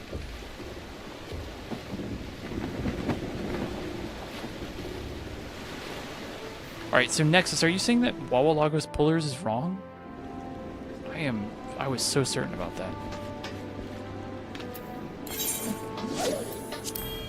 What's our thing here? Krill.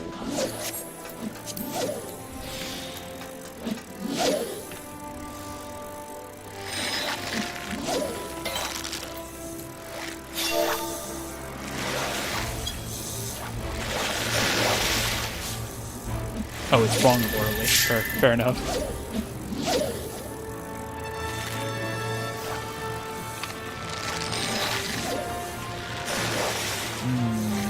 This always drives me nuts.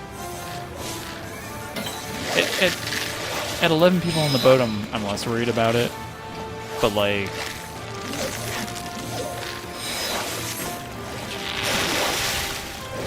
if you're going to be on a boat to go ocean fishing, you need to be ocean fishing because the spectral current chance is tied to the number of people on the boat, and it is based on the amount of people who are fishing. So it assumes everyone's fishing. And so if you're just standing around doing nothing, you're actually hurting the boat.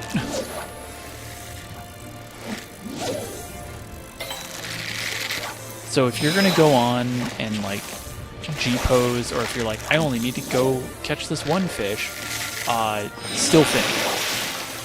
It genuinely drives me nuts when I see people AFK on the ocean fishing boat or G-posing on a boat with like 24 other people, because I wouldn't go so far as to say that it is actually griefing, but it is really close. I've never heard of, we don't have precedence for it, but, yeah. I usually like to drop like a little thing in chat where I'll be like, hey, fun fact about spectral currents. It's based on the number of people fishing. Does /sit affect animation times for fishing? Nexus, that is an amazing question. Specifically for ocean fishing. Yes. If you are sitting and you reel in a ferocious bite, which is a 3 exclamation points, you will stand up and reel in the fish. And then you sit down. And that sitting down adds about 1 second before you can cast out again. Now, for 99% of the fish, that's not going to matter, because you don't need to be constantly catching ferocious bites. Even on overworld fish, it doesn't matter too much. Even on Ruby Dragon, technically standing for Ruby Dragon is more optimal because you save like 30 seconds.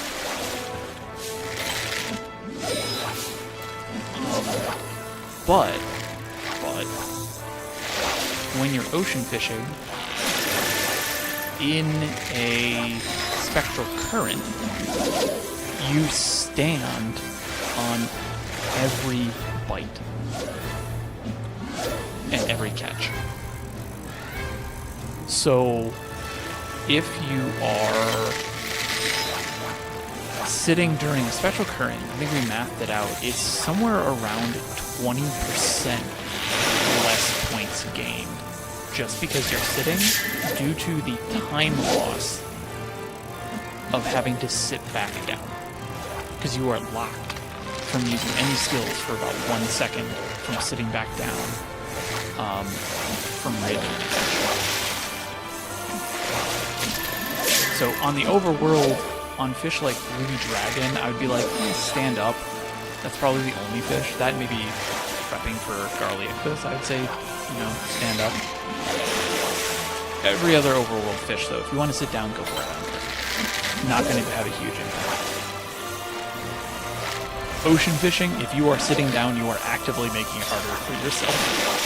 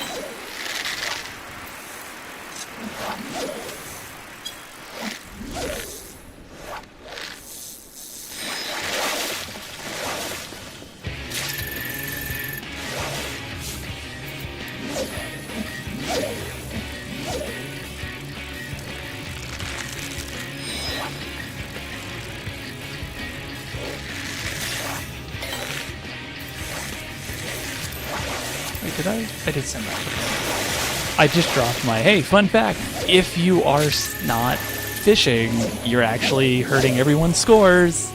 So if this person, and I'm not gonna click on them, I'm not gonna call them out for anything. I'm not even looking at them anymore.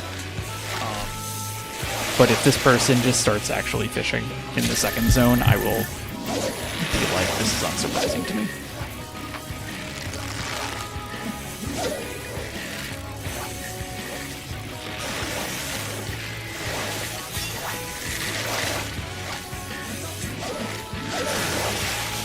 I should probably check to see if they're disconnecting, but they would have disconnected by now, so.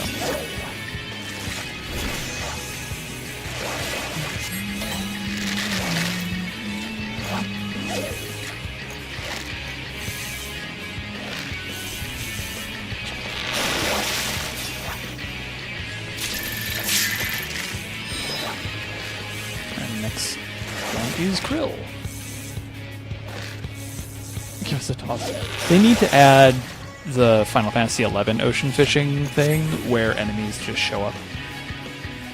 Because if you're actively fishing, you can be attacked by an enemy. It will do no damage to you. But if you're not fishing, you could die. And I think that would be really fun.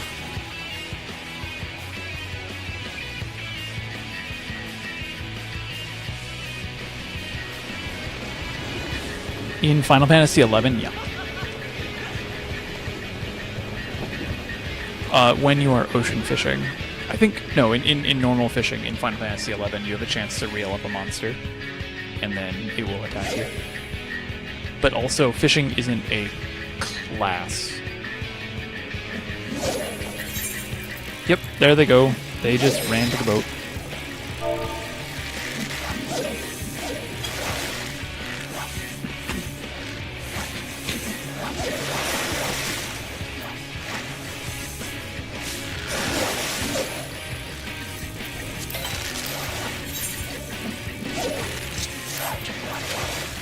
I was looking up to see who was talking because they also called it out.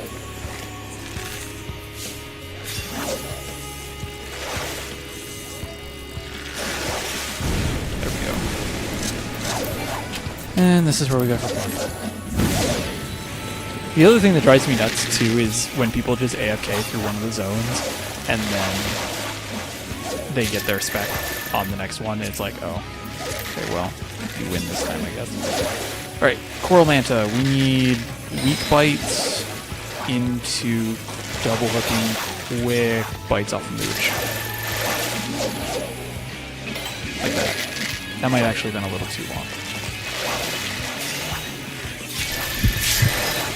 And then I'm going to do something really dumb and use Ambitious Layer. Just once. See what happens.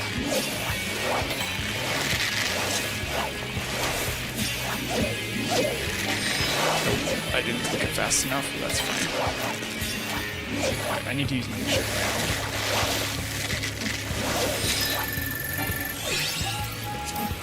For bag work.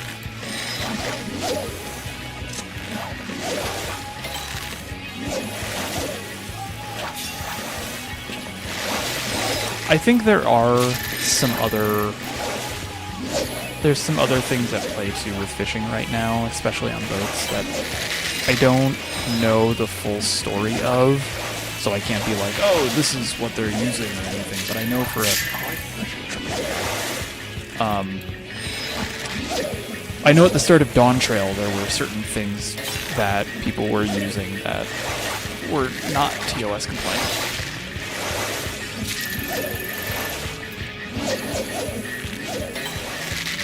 Alright, another shot.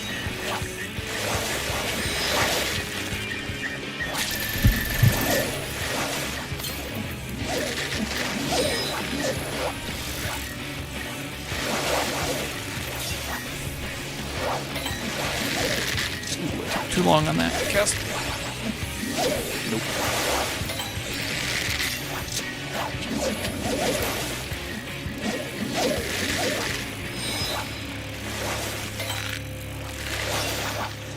Coral Manta is fun because you can technically, if you get really lucky with your timing, you can use Ambitious Lair to kind of force it a little bit, but even then it's iffy. It is a Fisher challenge in Fisher challenges. You can use,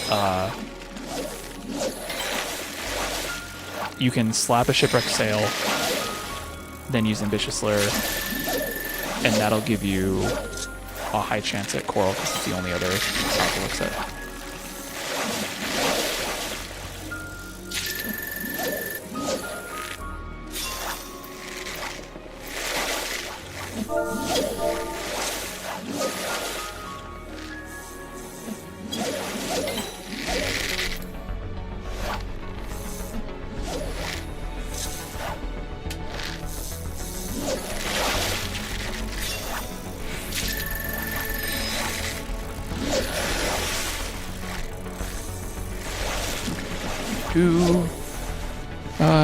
Yeah, 11 has people, things that come up, Manta Boat. I love Manta Boat.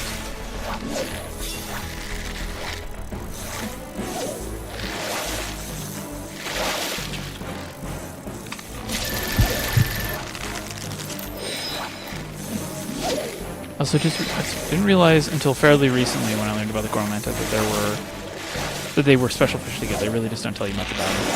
Nope, they don't. Part of the fish that's kind of part of the conversation about fishing that has come up a lot recently, especially since the start of 7.4 and like first bridges and stuff. I'm gonna work my weak bites too.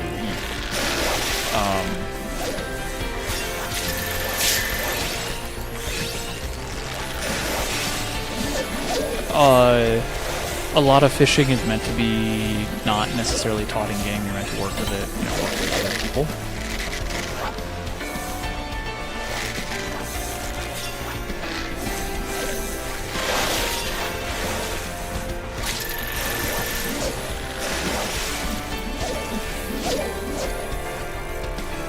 Yeah, I do. There was a hot minute where,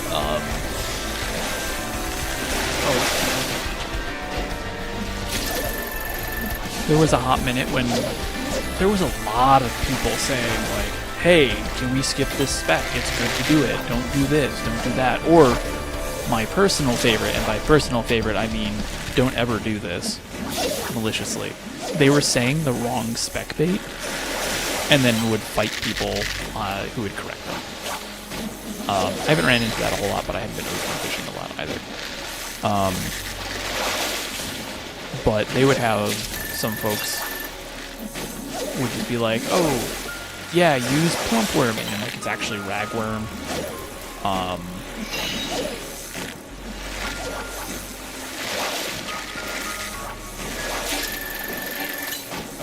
That generally saved it. Yeah, don't do that. It's common courtesy on the ocean fishing boat that if you are queuing for a full boat, like what I would call a public boat, full 24-man boat, it is typically just common courtesy to not necessarily try and convince everyone to go for a certain thing. If you're trying to go for like the jellyfish title, you need to form a party. Like you gotta make a party for that. If you wanted to go for points, like it's one thing to be like, hey, if you want to go for points, you can do this and it's good to share tips, but you shouldn't be intentionally saying wrong information to be like, oh, I want to catch coral manta. Like you shouldn't be doing intentional because that is griefing.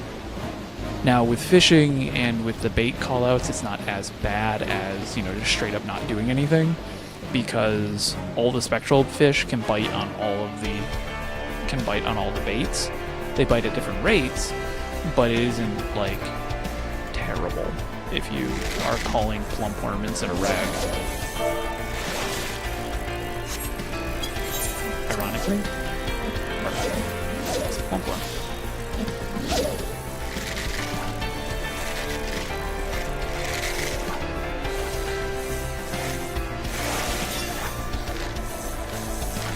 Yeah. Like, I get it, especially with Inacol Crescent with pots, like, those fates just melt, and even if you participate and you get full participation, you might not have a chance with the pot. Like, I get that, and how that can be frustrating, but, like, don't be a dick.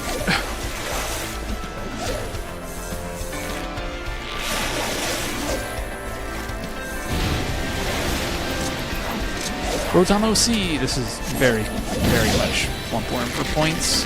That's easy.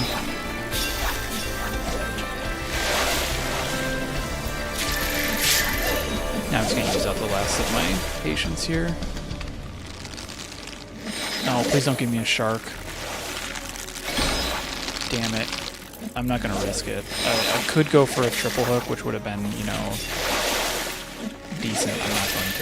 I'm not gonna make that risk. I am, though, just going to do this now. So I will take I'm just gonna target it specifically if I can. Because we should have enough time afterwards to potentially get something going with 8 more weak bites.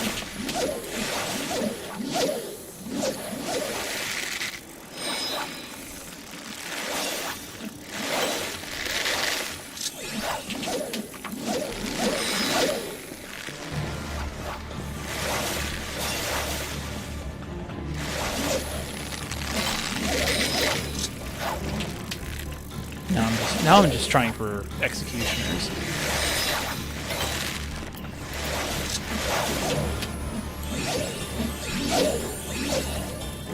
I'm holding off on the 3-meal title and hope we get another fishing route, but at this point probably...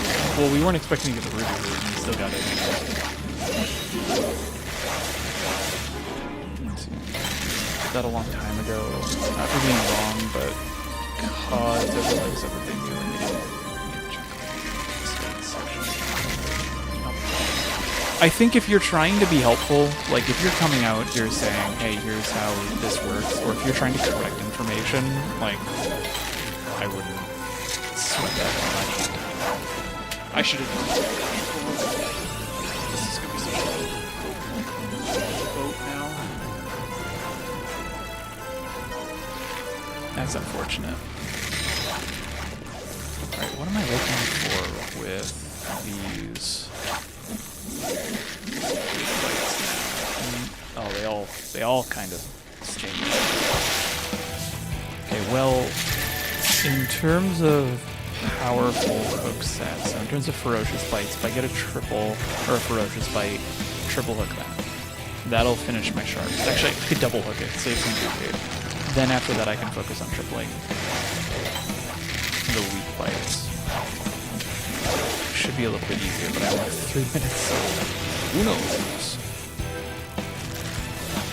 Yeah, the majority of the public will agree to skip a spec in an area for better chances. If a majority of people come in and are like, yeah, like, let's go for it, I don't care. But if someone goes, hey, skip this spec, and it's like intentionally doing misinformation, then I get like a little like, let's not do that. Or if they're like intentionally rating somebody for triggering a spec, which I have seen. I have seen people go, hey, don't get a spec in this zone, it's going to be worth more points in the next if we don't. And then like straight up cuss out people for getting a spec. And I'm like, my guy, it's not worth it. The energy you have is not worth it.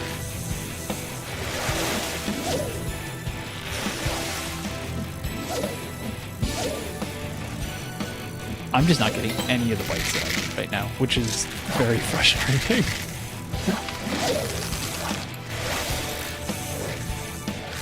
I should have, literally, I should have triple hooked that execution. That would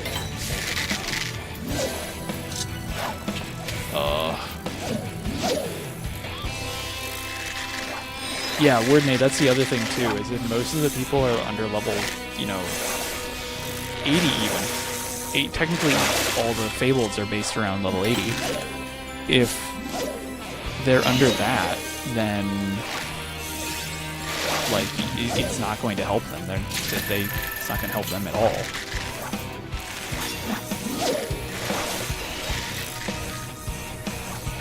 I think it depends on the server. It depends on the time of day that you see that.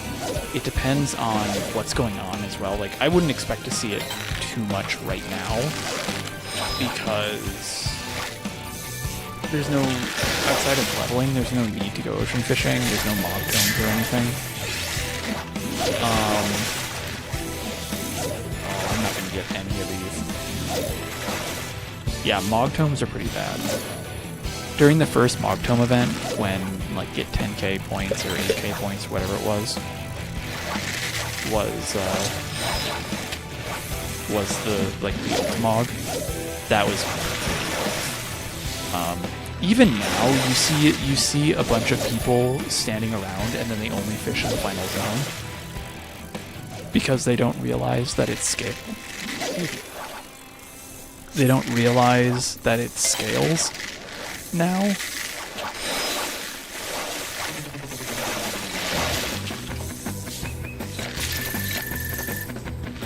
Yeah, play Mahjong and do better than third place would be so much fun. Oh man, I would be all over that.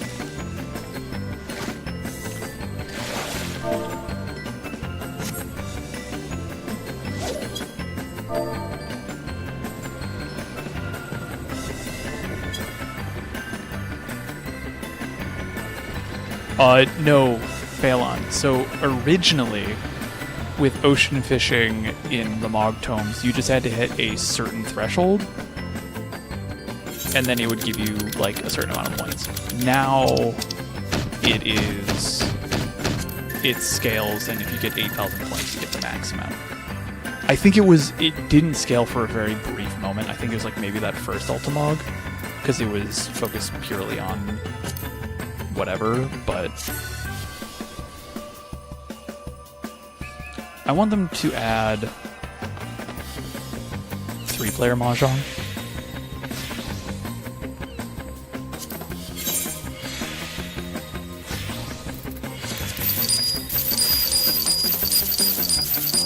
I want them to do... Yeah, I want 3-player Mahjong.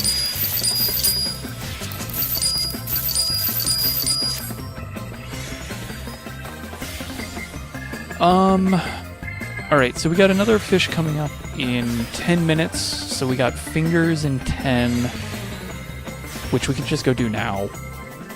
We got shark tuna in 15, and then we have the next big ticket item, which is charbonnet.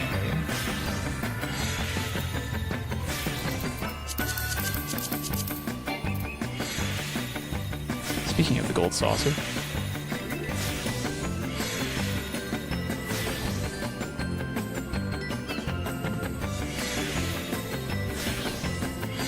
If there was a mahjong table for housing, I would immediately turn my large away from a museum and into a mahjong house.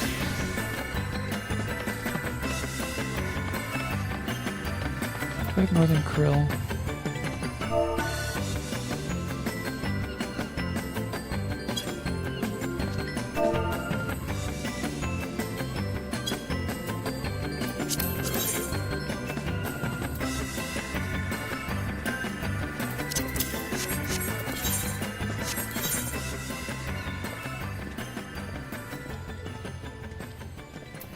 Oh no. I like Sanma because it lets me play into my aggressive playstyle. I am very, very aggressive to the point where I've actually had to actively try and prevent myself from being aggressive when playing Mahjong.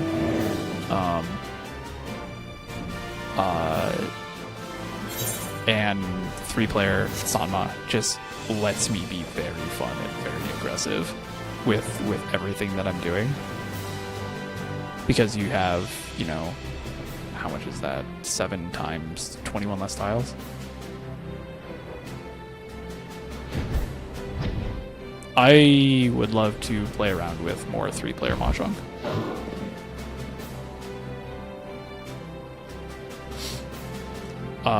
I think we could do another Mahjong night. I think we could do like a more of like a learning Mahjong night too. That could be fun.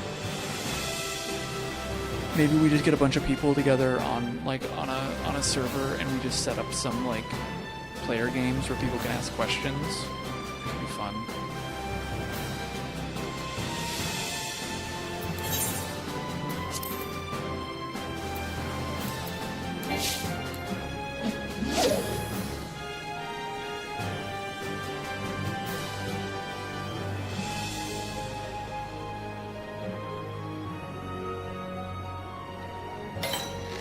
No, you're welcome. I'm glad somebody had a good boat, because I didn't.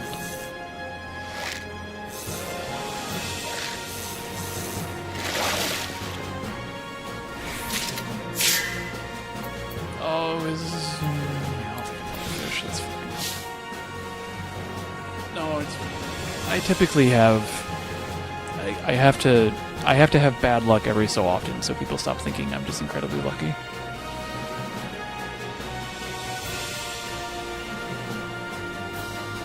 Close that tab, close that tab, close that tab.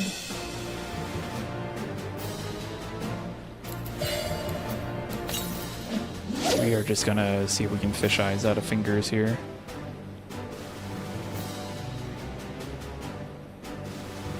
I think in theory we could do shark tuna as well with fish eyes, but that's double fish eyes because you need the full moon screens, and those are timed.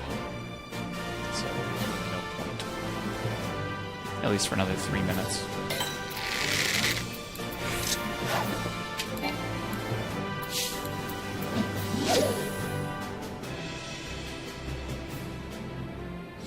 So now I want to do more Mahjong streams. I have a ton of time now, and slightly like side tangent here.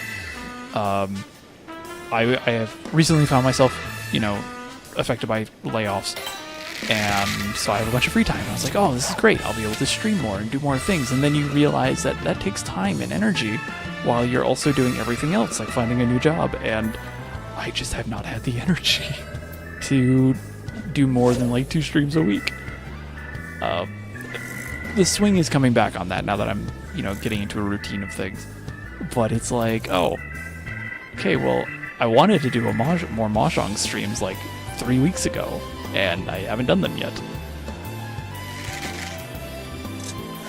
The one thing I definitely want to do, or I'm thinking about doing, so this Thursday we're going to do Dave the Diver. Again, I think that's just going to become a Thursday night thing, so we'll just do Dave the Diver for a few hours. But next Thursday, a week from this Thursday, is going to be right after the start of Steam Next Fest. And I want to put the call out on social media and also dig through it myself. And I want to, next Thursday, instead of Dave the Diver, I want to do a live stream for a few hours where we just play demos of upcoming games that have fishing in them. Because I think that would just be a nice little fun change of pace. And I love me some good indie games. And so I'm hoping that we'll be able... I'm hoping to, maybe get like 4, maybe 5 video games that we can play for like 30, 40 minutes over a few hours. I think that could be a ton of fun. So if anyone sees any games in Steam Next Fest, or even games that are out now that have demos, that have fishing, send them over to me. And then I think maybe next week, so the 25th? No. 26th we'll probably do that.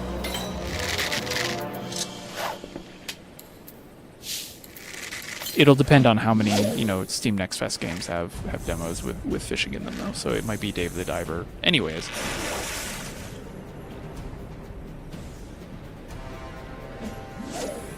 Perfect. I just think it'd be kind of fun. Okay, there's the fingers bite. Oh.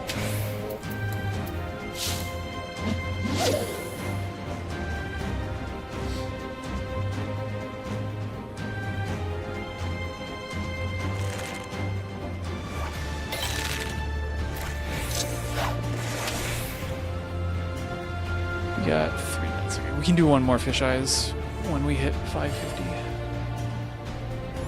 So I think that's what we'll do this week into next, so this Thursday, the 19th, will be Dave the Diver in the evening. Saturday is FishFest. I probably won't be streaming on Sunday because it's the day after FishFest. Maybe I will. I don't know. Then next Tuesday I might stream, and then next Thursday we'll do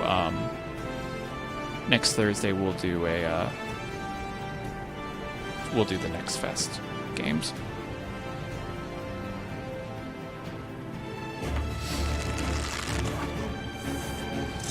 Mahjong dev tourney?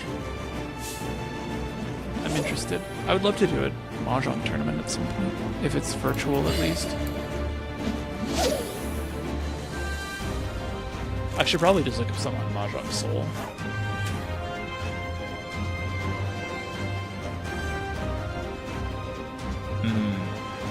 Oh, that Mahjong dev stream. Got it.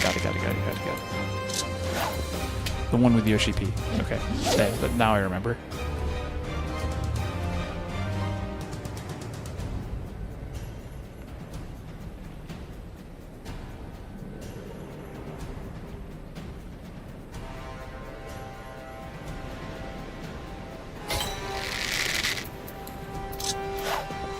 Dear Yoshi P, here is a fish-themed Mahjong set. Please enjoy. Thank you. Maybe that'll finally get them to remember to reprint the original.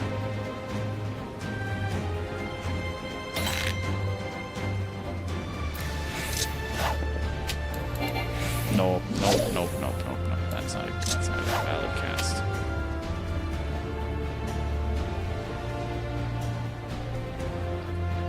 Which time? Minute. Okay.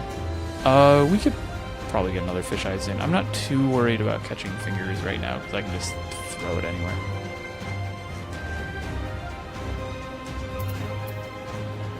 I genuinely, I think Sanma would do way better than 4-person Mahjong. I am not a, I'm still gosh, it's what, February right now? So this would be my 14th month of seriously playing Mahjong.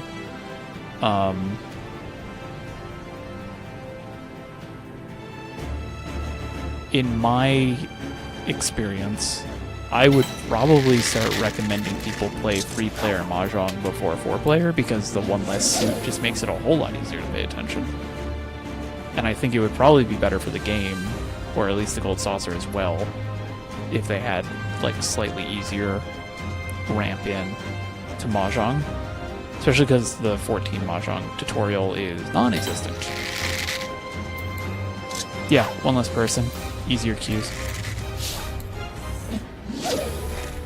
Alright, we're just gonna chain right into this.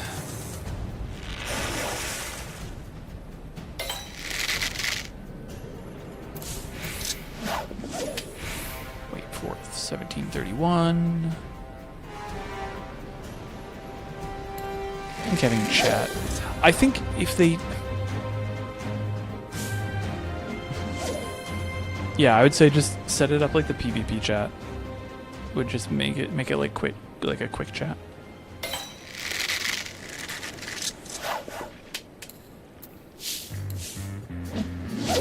Also true. I do barely see anybody chatting as well. Also looks like ads are coming up as well.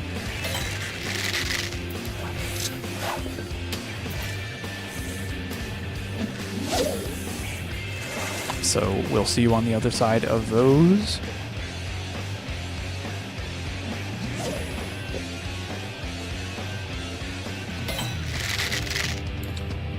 Oh, for those of you who play Mahjong Soul, which I know a few of you in this chat do, I just got a letter thing that has,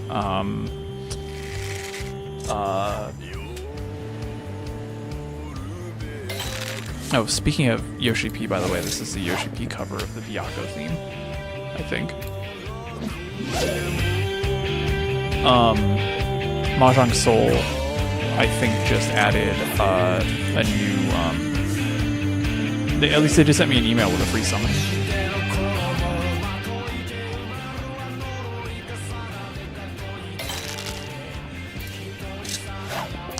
Boo, we didn't get a Fingers Bite. I swear, I get Fingers Bites every time except during the actual window.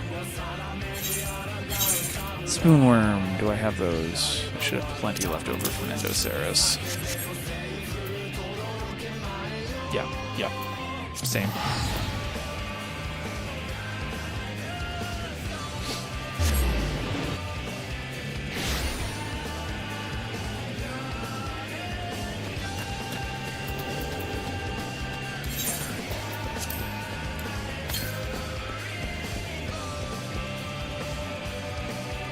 Wait, no, Scream is in Not Afraid. M7, really? Which one's M7? Who is M7? Oh, Bomb. Got it.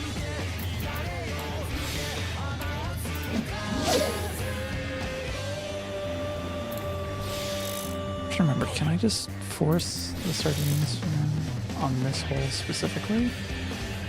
I think I can. Which is good, because then we can just store them.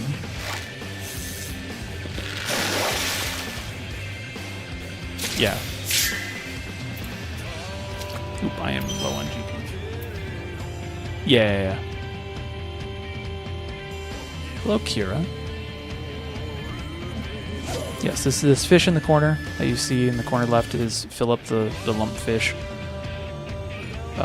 He is a protector of our chat. Oh, my GP is all screwed up right now.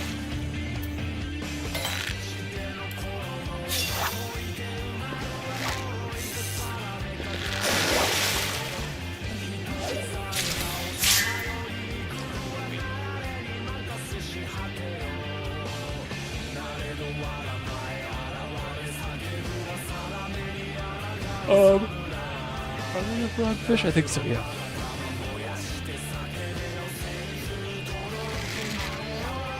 Yeah, they are frogfish. I have to get them and the aether chemical compounds sorted because the aether chemical compounds are sea pigs.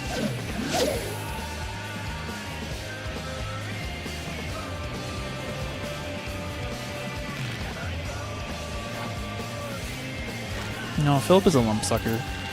I got to see a lump sucker when I was up in Toronto at the Ripley Aquarium. They're very small and very cute. I mean, hairy frogfish are also kind of cute.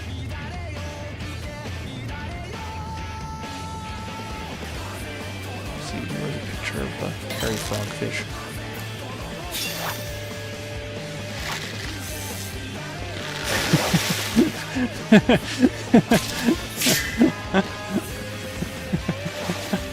Hold on. Hold on.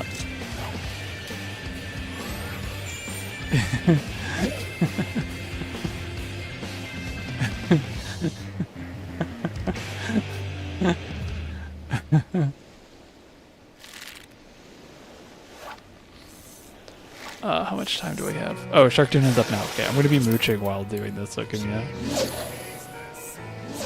give me a second here.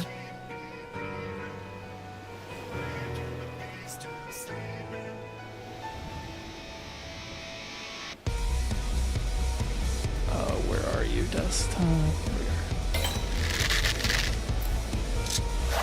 Hairy frogfish. Look at him.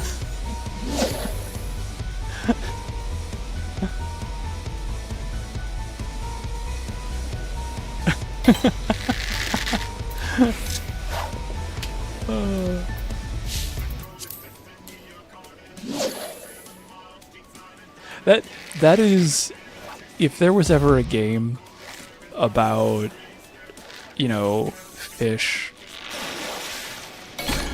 like wizards or something, this guy would be the equivalent of Gandalf.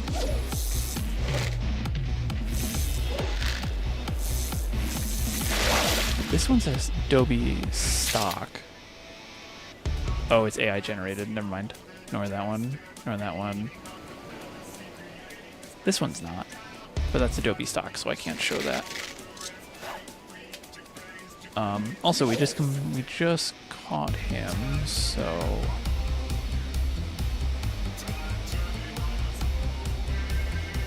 okay. Really wish Google would tell me which of these are AI generated ones. Especially with these weird deep sea creatures, it's hard to tell the difference. Okay, so we caught shark tuna. Check that off. We have 3 minutes left. Let's go straight to Charbonnet. Sorry, Evan Tide, we're gonna leave you here for a little bit. I'm gonna swing by Ishgard and pick up a few more of those.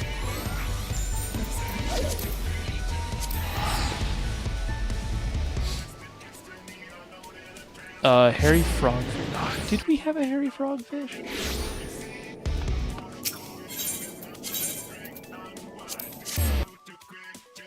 I feel like we did. But maybe I'm misremembering it. But like, yeah, tell me that isn't adorable. We need a name for this man. Or woman. You know, I shouldn't be assuming. We need a name for this hairy frogfish.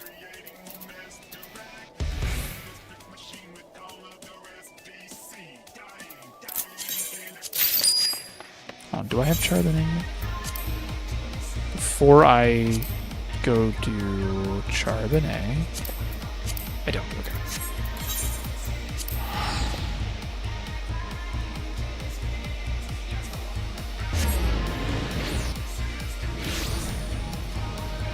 It's 4 o'clock. It's time for the cat to start asking for food.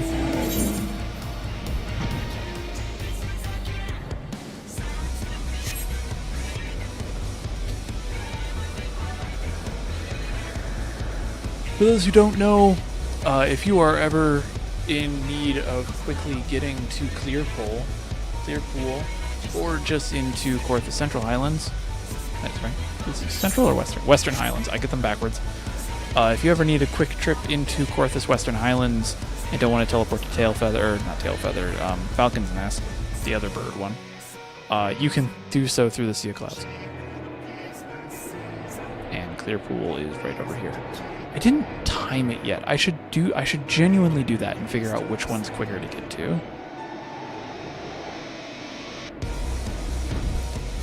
Let's fish over here because I don't fish over on this side of Clearpool very often. Alright, so Charbonnet, I need to get 5 ice fairies to trigger intuition. I'm going to catch 3, store, catch a 4th, identical cast, wait.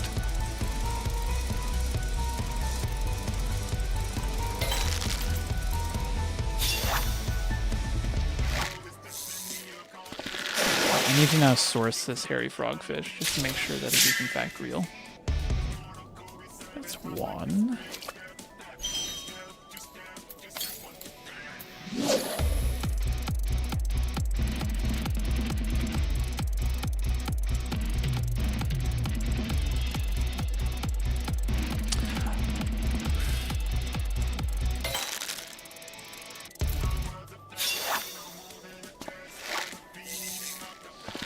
Let's see. Am I spreading misinformation? It's a smelt. This might actually be... Alright, nope, we can't name this guy anymore, because apparently it might be AI. I am sorry for deceiving everybody. Let me put on a better, more real frogfish.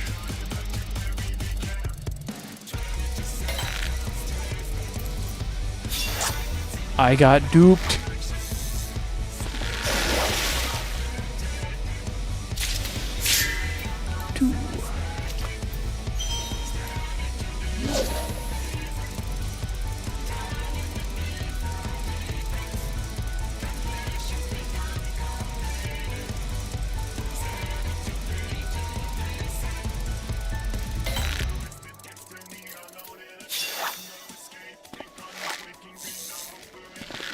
I might actually have to just go to Adobe Stock here and then look for it, because they have tags for AI or not. Alright, next ice fish I need to... Oh wait, here we go. Oh, you do? Very kind of you.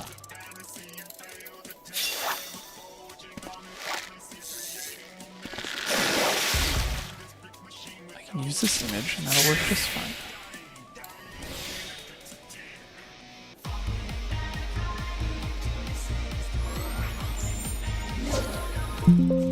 Oop. Okay, hold on. I think I have a better image that we can use.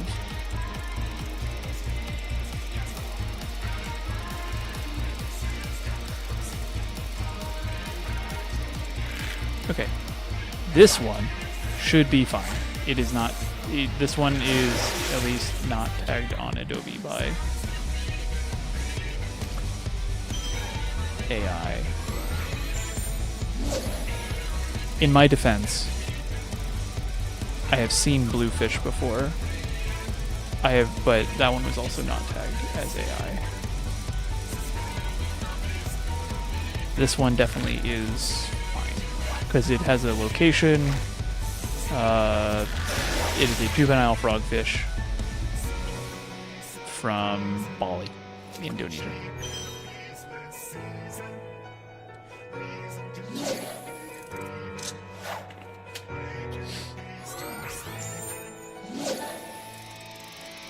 Rain frogs.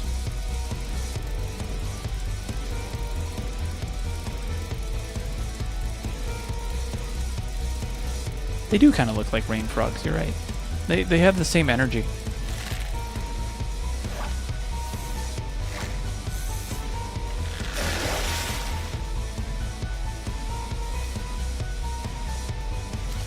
I do not know why frogfish are fuzzy, just that they are fuzzy.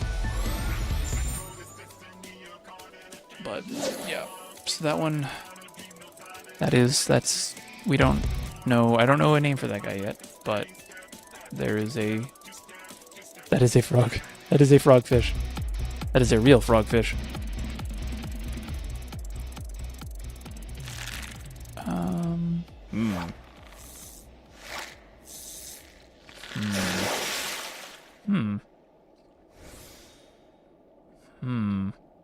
looking at the upcoming fish here. I don't know if I'm actually going to follow my schedule, but we'll see.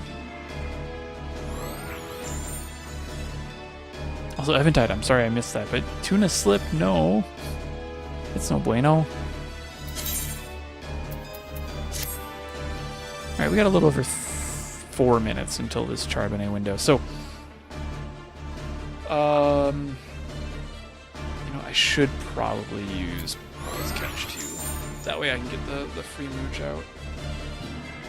Am I gonna get 4? Yeah, I'll get 400 GP in 4 minutes, that's fine.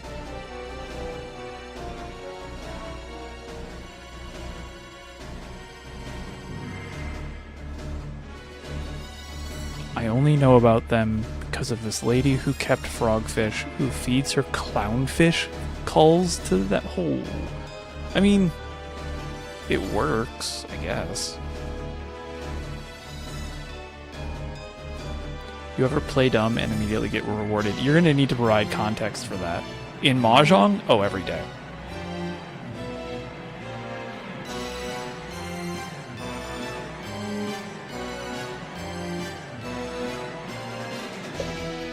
Jazz, why am I not surprised that you know a fish breeder?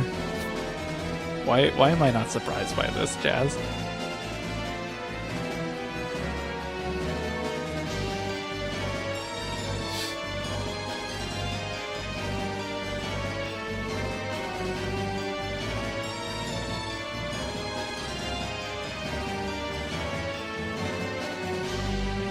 Today I determine if I buy another retainer or try to clear out all of my inventories. I'm a relatively frugal person. I highly recommend not going the I'm going to buy something route until you have exhausted all other options.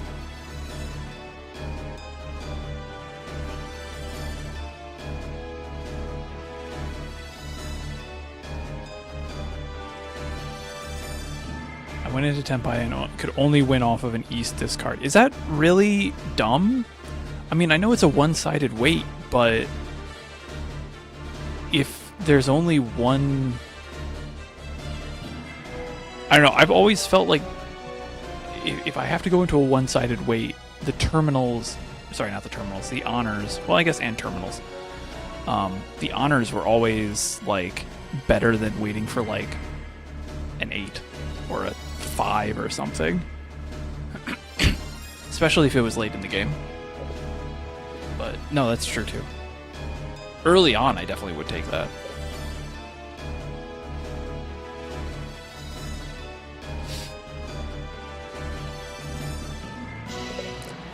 Oh, you went from closed to open with that. Got it. Okay. So you basically needed it for a Yaku.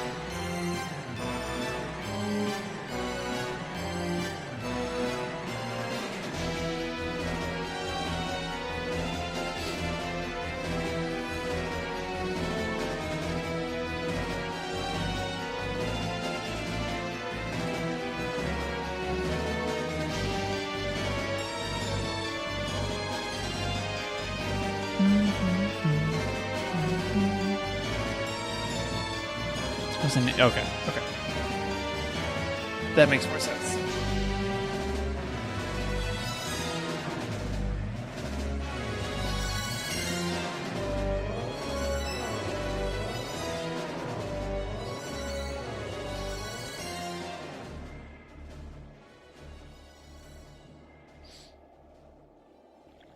Okay.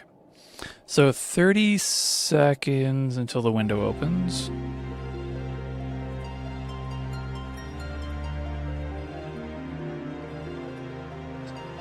Clamor around here. Get started here to trigger the intuition.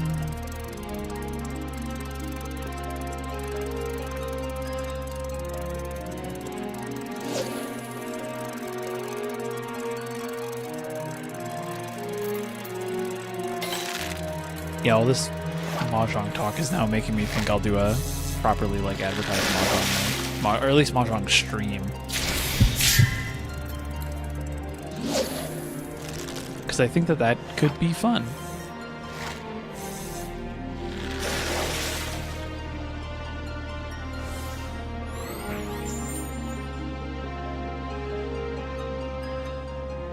And I also just got 1600 on, like, I just got 1600 rating, so I need to go now ruin that.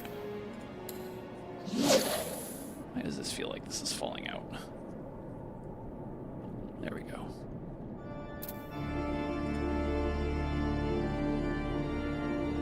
Thanks. It was a hell of a run, too. I think I won 5 games in a row to go from 1450, 1470 to 1600 in like an hour. It was, or less than an hour.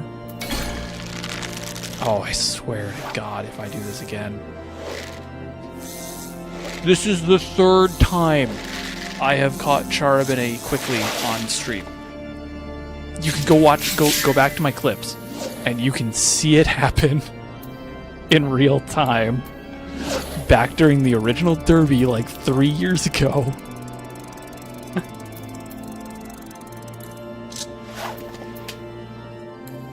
I'm just gonna... I have time. I could stay here a little bit longer and have a little fun.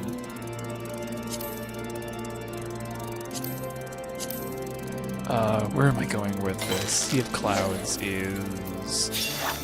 Dravania? No, Avalathia is fine. Oh, and I already caught... Okay, cool. I already caught Sea Butterfly. Yeah, we can totally just hang out here for a bit. Because the next fish I was going to go to was Sea Butterfly. But if I already have it... Why? Like, what do we have coming up? We can go to, like, Hailfinder? I like Hailfinder. Hailfinder's fun.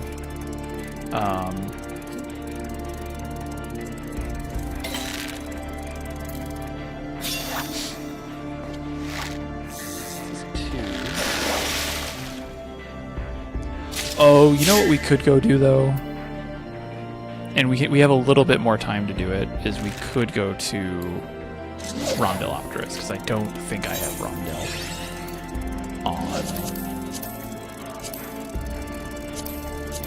Yeah, I haven't even done this yet. Okay.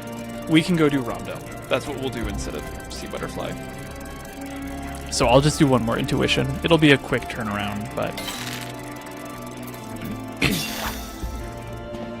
yeah, we might as well go for a double charge. This is one of the legendaries that I haven't doubled. So...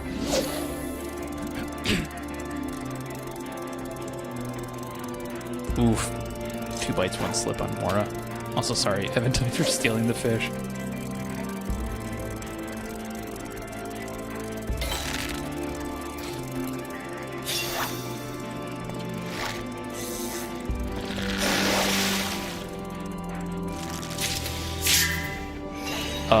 Is that 4? Maybe I should have. I didn't cast that. Oh well. I don't want to spend too much time here because Rondel is a little bit of a pain, and this can drain GP relatively quickly, so I'm probably not even going to use GP on these. Oh no, actually I can. I have some Dominate's favorites. So I can do this.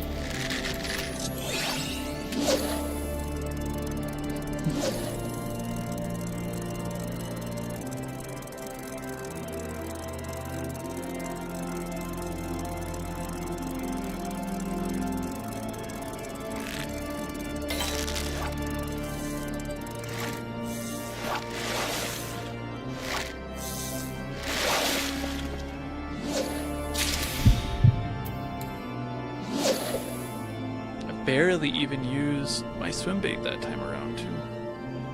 I mean, that was painless. My European alt, or what's my EU alt? I think it was either my EU alt or my other NA alt. It went like 11 slips on Charbonnet.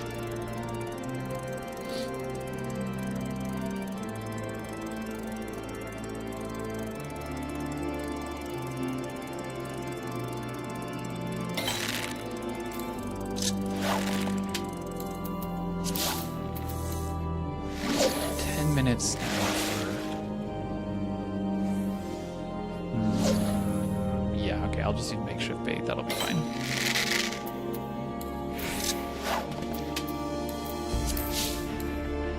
Ooh, it's also been forever since I've gone for Rondellopterus, so I need to refresh myself on what I even need for that.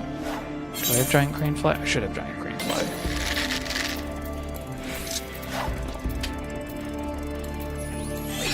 I do. Okay, I have 98 of those. Thorloon Kosh. I have to go for strong bites between 15 seconds. Storm Chasers bites super early. We'll just slap them if we don't want them. Okay, easy. And we need 5, I believe, for... It's 5, right? For Rondell. No, we don't need the ocean fishing. Go away, ocean fish. Yeah, 5 rudder fish. And we need to mooch them, so we'll use patience too.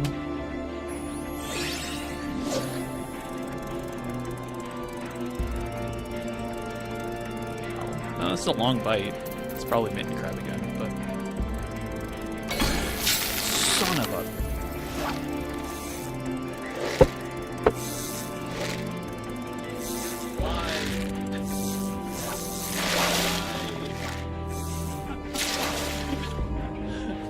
I'm done. I'm just leaving now.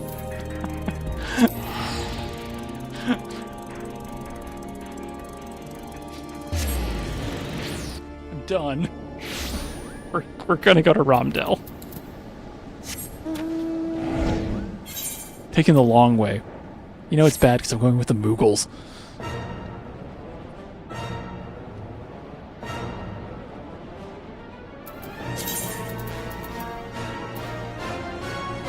What's that? Fish cord.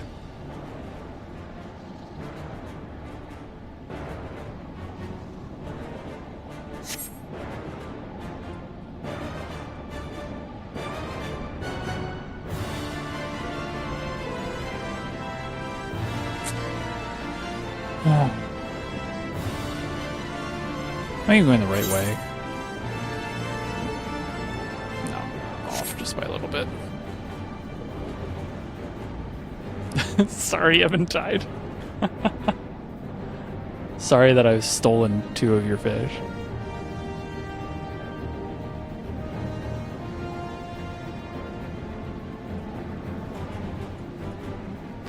I will have to go in and I will I'm gonna grab that as a clip from the VOD and just edit that down into like a quick time lapse. That is... Whoa.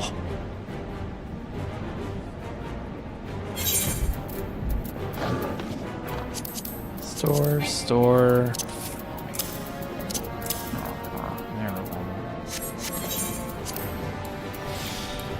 Alright, hello Storm Chasers.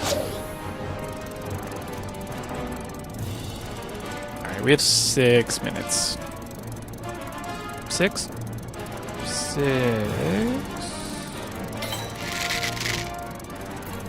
5. Yeah, it opens at 5, so yeah, just under 6 minutes. And then we'll go to Hyphlosaurus after this.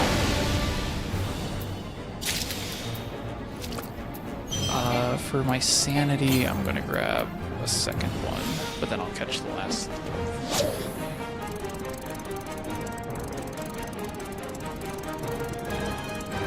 I probably should have not, but oh well. I just realized I probably need Angler's Art stacks for this.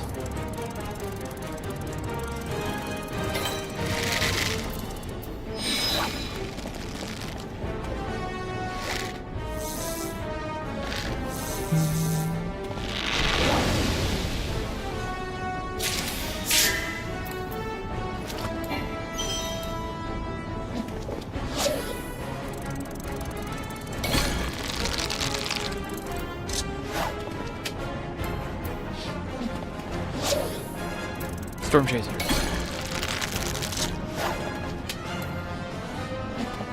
We need more of these fishing holes. These types of fishing holes are just fun. Even they're fun because there's options for what you have to do now.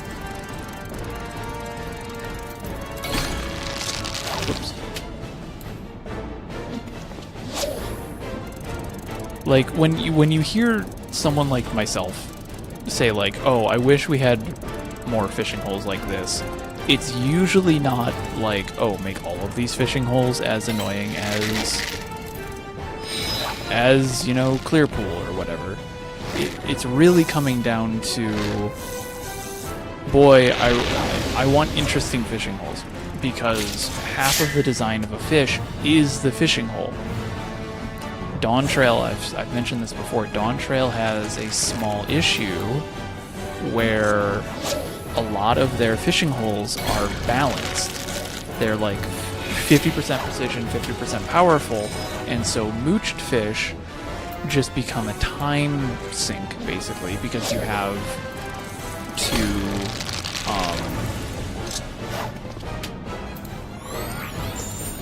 they become a time sink because it isn't like figuring out or responding to the fish biting. It's literally programmatic. I can say, if you catch this, mooch it. If you don't catch it, slap it, then use this lure, and then catch it again. And it's like almost quick. It just becomes very repetitive, like Lottle and Waiting, Mottering Mata Mata, Stardust Sleeper. Stardust Sleeper is a bit of a outlier on that one, but Stardust Sleeper, like, they're all very much the same in that sense, and it just gets repetitive after a while.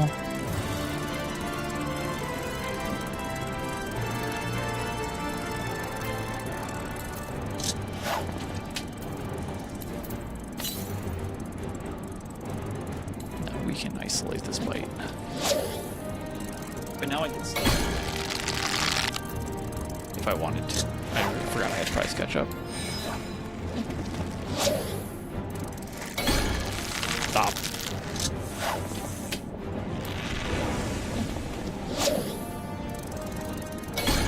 Stop. I also think it would be interesting to have a fishing hole like the locks, where Pearl Eyes bites like off the mooch way more often. I want to see a fishing hole that nullifies the need to use... No, it's a fishing hole that forces you to use surface slap on one's fish just so you have access to the rest of them. That's 3. I need one more? Yes. Like, I think Tharloom Cache is interesting now because you have surface slap, so if you want, you can just remove storm chasers and basically get what you need. I think it would be interesting to have another fishing hole like that where you have that very persistent, very quick bite, and you have to use surface slap. And once that's removed, then you have an interesting fishing hole afterwards, because you can't use surface slap on anything else. It's like the de facto slap has to be that fish, and you basically pay a small tax. It's 4:30. It's time for food. Alright, that's... I miscounted. That's fine, because the window opens in like 20 seconds. So that sucks, but that's fine. That's not a problem. That could have been a whole lot worse, because I miscounted or didn't. Did I really just miss a rudderfish? I didn't. Oh, I didn't. I know what I did. Okay. Yeah, I goofed. I didn't put the I didn't put one in his Spareful Hand. I think Warden is a myth. Went hard on it Friday and all weekend and it slipped 14 times. Yeah, no, it does that. I'm sorry though. It was 14 times though. It's very rough.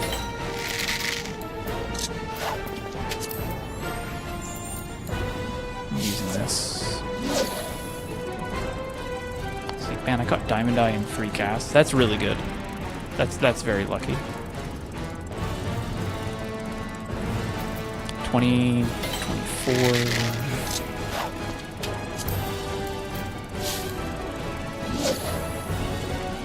we have, with Romdel, we're looking at 20-second plus strong bite, like that. That should be, no, there's another bite. Yeah, no, that's Romdel. That should be Romdel. Sweet. Knock that one out. I'm not going to stick around for this one, though, because we have Hyphlosaurus coming up, and I want to make sure to grab that one. So where are my mayflies, which I know I have. Are you feeding her? Yeah. The cat is getting some food early.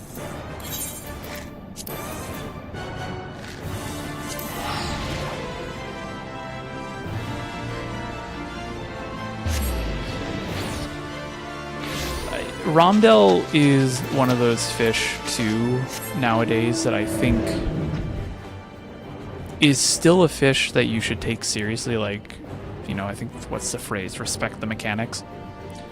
You should absolutely respect Romdelopterus, but it is also one of those where if you don't, you're fine. Alright, so ads are starting soon. I need to go close my blinds really quick. Hi, Mist Witch.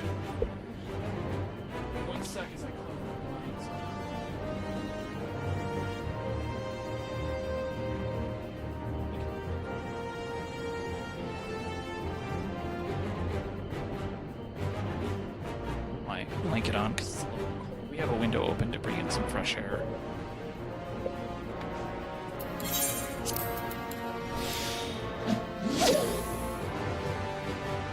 See, Hyphlosaurus and Deep Moat is another one of those fishing holes that technically I could use Ambitious Lure if I catch a Xenocyprus. I believe I can't remember how to spell it off the top of my head. If I catch the koi,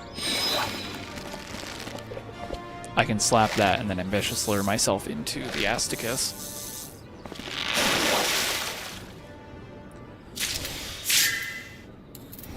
And I got 10 minutes, so I can do that.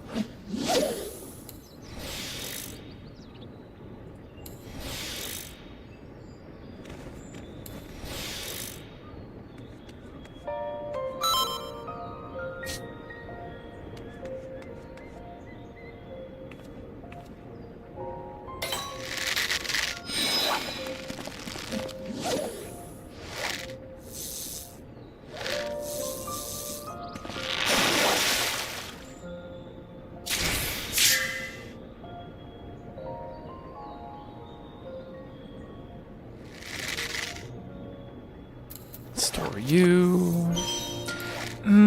Maybe I should have gone to another fishing hole and just got 10 Angler's Art stacks there, but meh.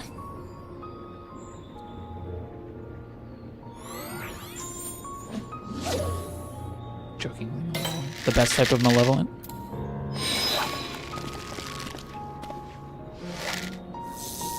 Which fish are you at right now? Oh, the other fish would have been Circuit Tilapia, okay. Alright, so I have to be careful now, because I need 3 for Hyphlosaurus. So I bet you I could just do this. I want to get to at least 5. I may have goofed by not using an identical cast, but that's fine.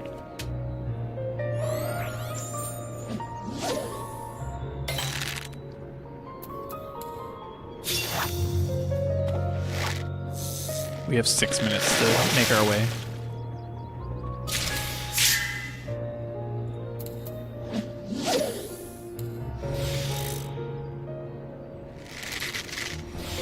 Oof. Painting via a mouse is very rough. The tail always gets in the way. Rags paint behind it all the time.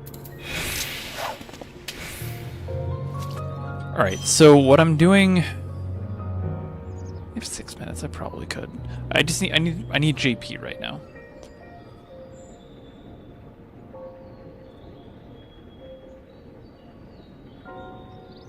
Why are you hand painting fur with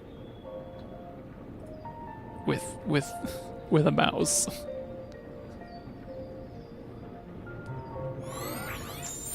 That just sounds like pain.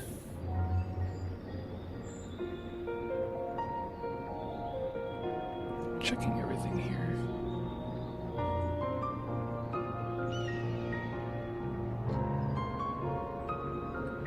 Okay.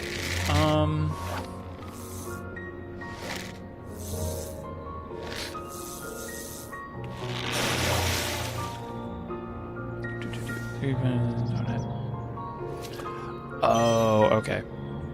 That makes sense, I guess. Alright, so I'm just waiting for my GP to regen here. I think I'm just going to blow through an intuition.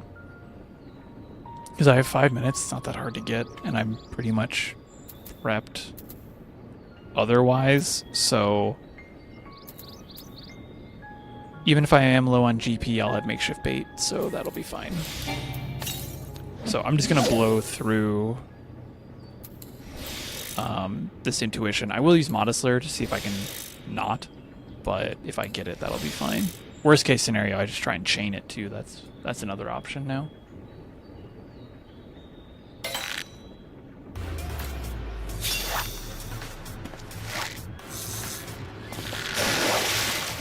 Mainstream voltage. I think very highly of Hyphalosaurus. To me, it's an S tier fish. As much as people like the Heaven's Word legendaries, I am surprised more people don't talk about Hyphalosaurus. Hyphalosaurus, I would agree with that. Actually, I think it is a very good legendary. I don't think it has as much teeth. If we're gonna, I guess, continue with the biting metaphors, I'm not sure why. I don't think that's the same amount of teeth as some of these Heaven's Word fish, but that doesn't necessarily make it bad. I think Hyphalosaurus is a pretty fun fish to go for. It does get talked about, though, but usually in the context of it being a record. It is the largest fish for rivers, I believe is what we're in, right? We're in a river. Yeah. It is the largest size river fish. So it does get talked about in that sense, and it does make it a little bit more enjoyable to go for because it is so interesting.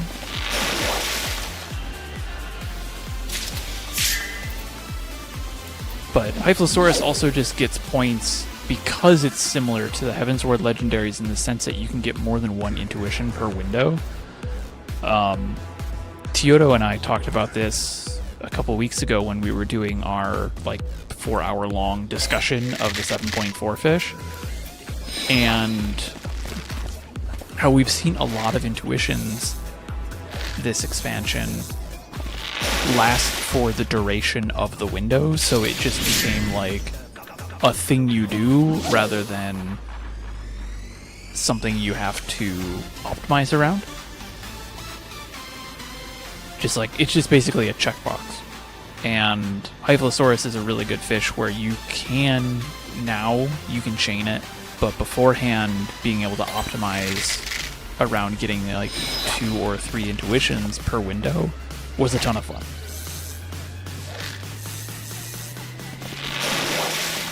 So no, I think Hyphalosaurus is good. I think Sidereal Whale is also another good one. In terms of fishing experience.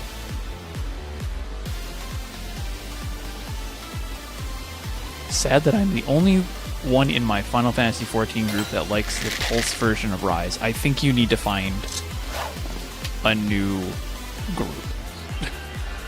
You need a new Final Fantasy XIV group if they don't like the Pulse version of Rise.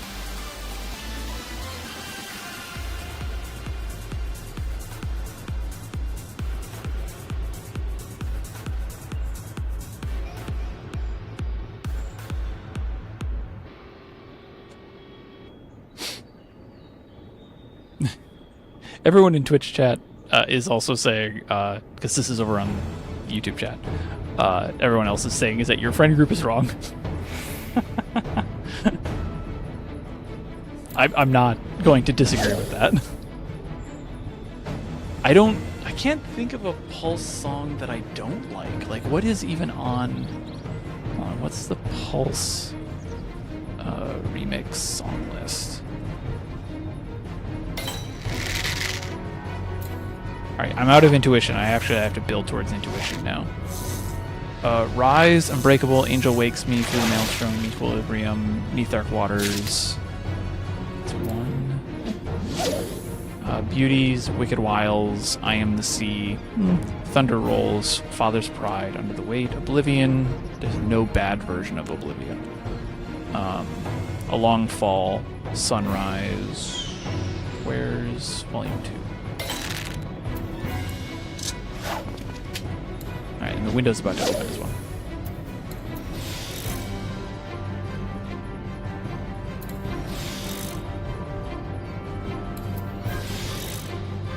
Oh my gosh, there is so much under this.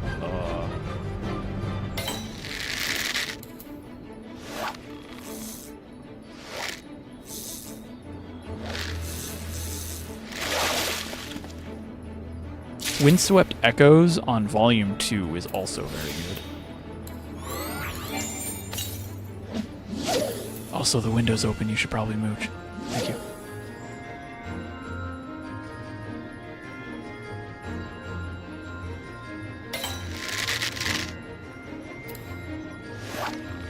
Oh, hello.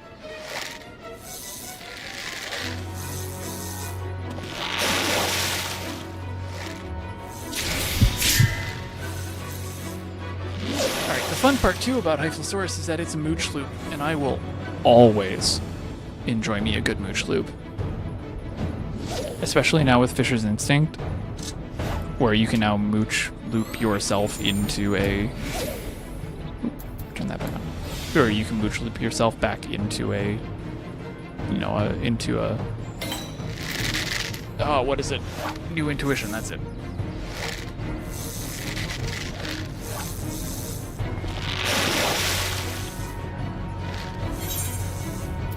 I'm intentionally reeling these guys in just because I want the script.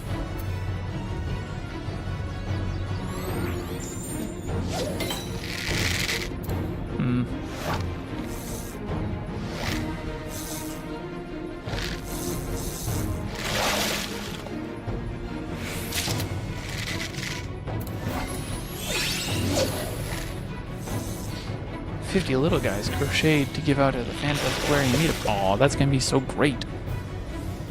Which, by the way, if you're gonna be at FanFest or just in the Anaheim area, I am hosting a meetup at the Aquarium of the Pacific on April 23rd. RSVP is open until March 20th. You do not need to be going to FanFest to come to this if you don't want to.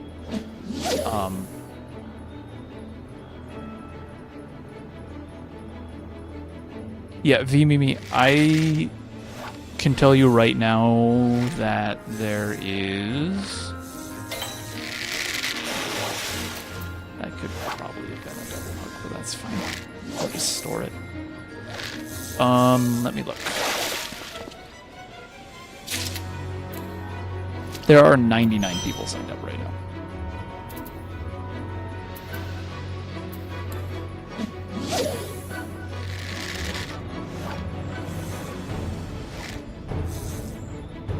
The one in Vegas had like 120 something people. I'm expecting anywhere between 100 and 150 people. If we end up at like maybe 115-ish is probably what I would anticipate. Just because it takes a little bit longer to get to the Aquarium of the Pacific. And there's a bunch of people who are going to be there who aren't RSVPing because they've already reached out to me. And by the way, Eventide just caught Hyphlosaurus. Congratulations.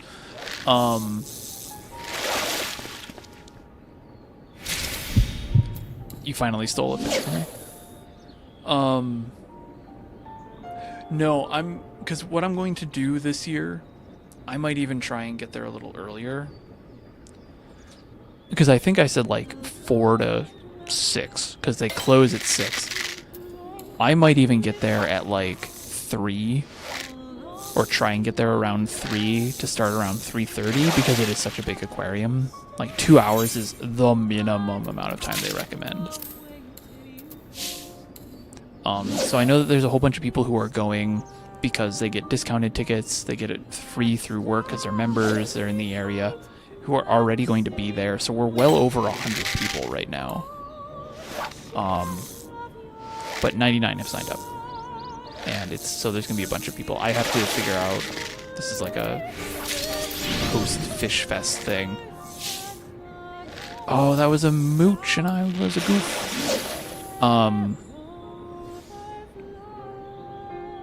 Post-FishFest, like early March, I'll start figuring out like where the check-in points are going to be and all that other stuff.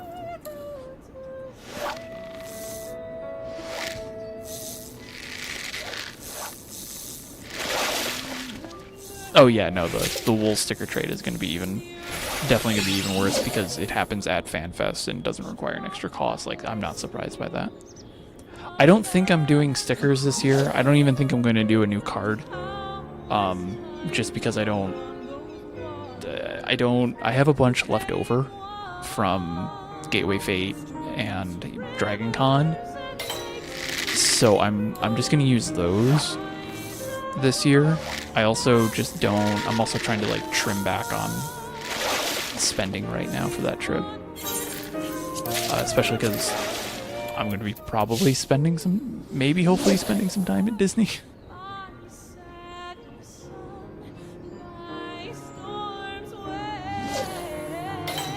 Plus I have some plans for like Gateway Fate as well too that I'll hopefully be able to pull off. Oh, please be something that I can mooch. Yes, got it out. Oh.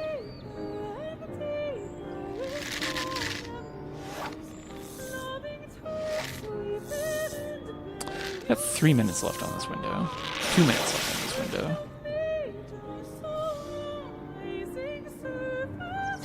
For Gateway Fate.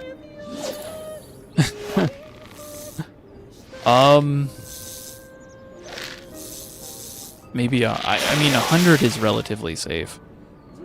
It depends on how much you want to, like, hand out to people.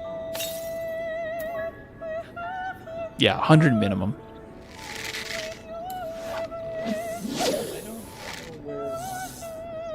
Way over there, I'm not going to grab those.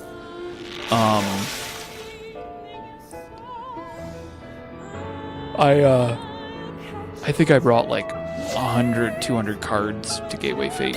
And I used a good chunk of them. But I tabled for everyone who brought them. Yeah.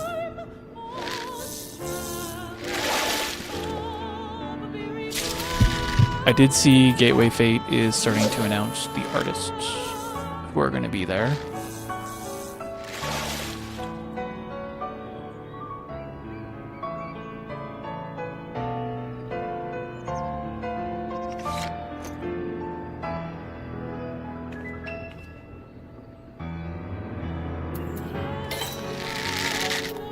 Tilapia. That's fine. This is gonna be rough. I'm probably only gonna be able to get one mooch in. Oh, it's not even a tilapia. That's even worse.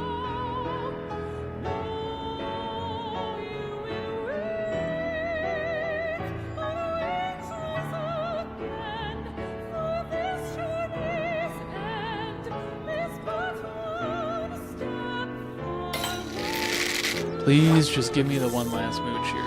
This will be the last mooch.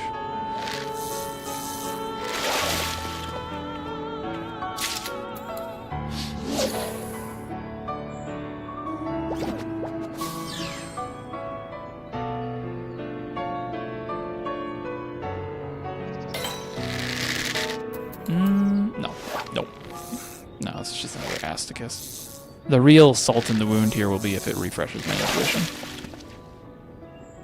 Yep.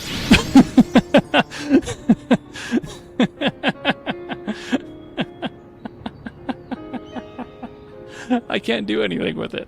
It was like 1 second left, and then it was like, yeah, no, you're back.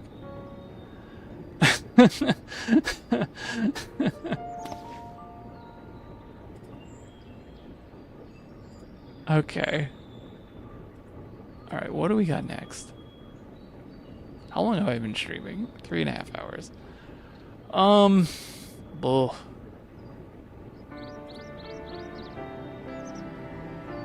Hold on. Okay. What are you doing? Okay. I think I'm going to end it here. But I think that was a really good run. I finished, that was my whole list of fish. It was literally brown banana eel, Woot's knife fish zenith, knight's foof, what am I thinking? Ronka, Fricacata, Vip, Henotus, Twitch, which we missed, Circuit Tilapia, which we missed because we went ocean fishing, Fingers, didn't catch, Shark Tuna, Charbonnet, then we did Romdel, and then Hyphlosaurus. So that was my list for today. We got that all done. So I think we're gonna call it there. Hey, Hyphlosaurus is a good one to pick up. Plus I picked up some more purple script. So I don't have to deal with, excuse me, cordials all that much. Might also be almost done with giant crane fly as well. I think I just need basking shark in the second one. But I'll do second one offline. Thank you, Nexus. Well, I will be back on definitely Thursday night. We'll do our weekly Dave the Diver run. That'll probably be around, I don't know, like 6:30 Eastern time. Maybe a little earlier, depending on how I'm feeling and what's going on. Saturday is FishFest for those of you who are interested. It's running all day. I keep forgetting to add the freaking schedule to that command. Do that now. Fish Fest. There we go. Fish Fest is on Saturday. If you are a fisher or even remotely interested in fishing, I highly suggest you come out. We will be on Materia, so the entire world can come and join up and watch. It'll be great. And it's a ton of fun. So I hope to see you all on Saturday. So you'll see me Thursday for Day of the Diver, Saturday for Fish Fest. There might be another stream early in the week. Maybe we'll do Mahjong Monday next week. But then next Thursday, I'm going to look around the Steam Next Fest, see if there's any new fishing games, and we might play those instead of Dave the Diver. So yeah, I think that's the next week. So it'd be Thursday, Monday, Thursday. That sounds good. We'll do that. So I will see you all then. However, if you want to stay up to date on where I am, what I am doing with all things fishing, guides, all that other fun and related things, you can follow me on YouTube. That is my primary platform. Blue Sky, Twitter, and Twitch. So if you're watching on YouTube and you've already subscribed, thank you. YouTube doesn't actually tell me. I haven't set that up yet. I don't know why. But thank you for that subscription. And if you are on Twitch, you can also follow me here as well to get notified of whenever I go live doing something with fish. Yeah, theme was developed by Atelier Bubble Tea, and the Mortimer is voiced by Amazon Polly. What are the other credits that I probably have? I'm trying to remember to do credits at the end of this too. Also, Fox Snyder did all the emotes, so if you are currently subscribed, you have access to Mamora Mora emotes. They look very fun and energetic and exciting. You can totally subscribe and you can get access to those as well. So, I am going to send you all over to Denmo because he is having a great time with housing this week. And as always, whenever we raid into Denmo, I am going to use a command that says, you know what that means, and then immediately afterwards, I need you to, in his chat, type fish as many times as possible as different lines, because we're counting how many times that actually happens.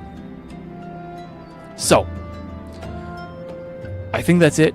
For those of you who are on YouTube, thank you for watching. You will not be watching Denmo. But thank you again for watching and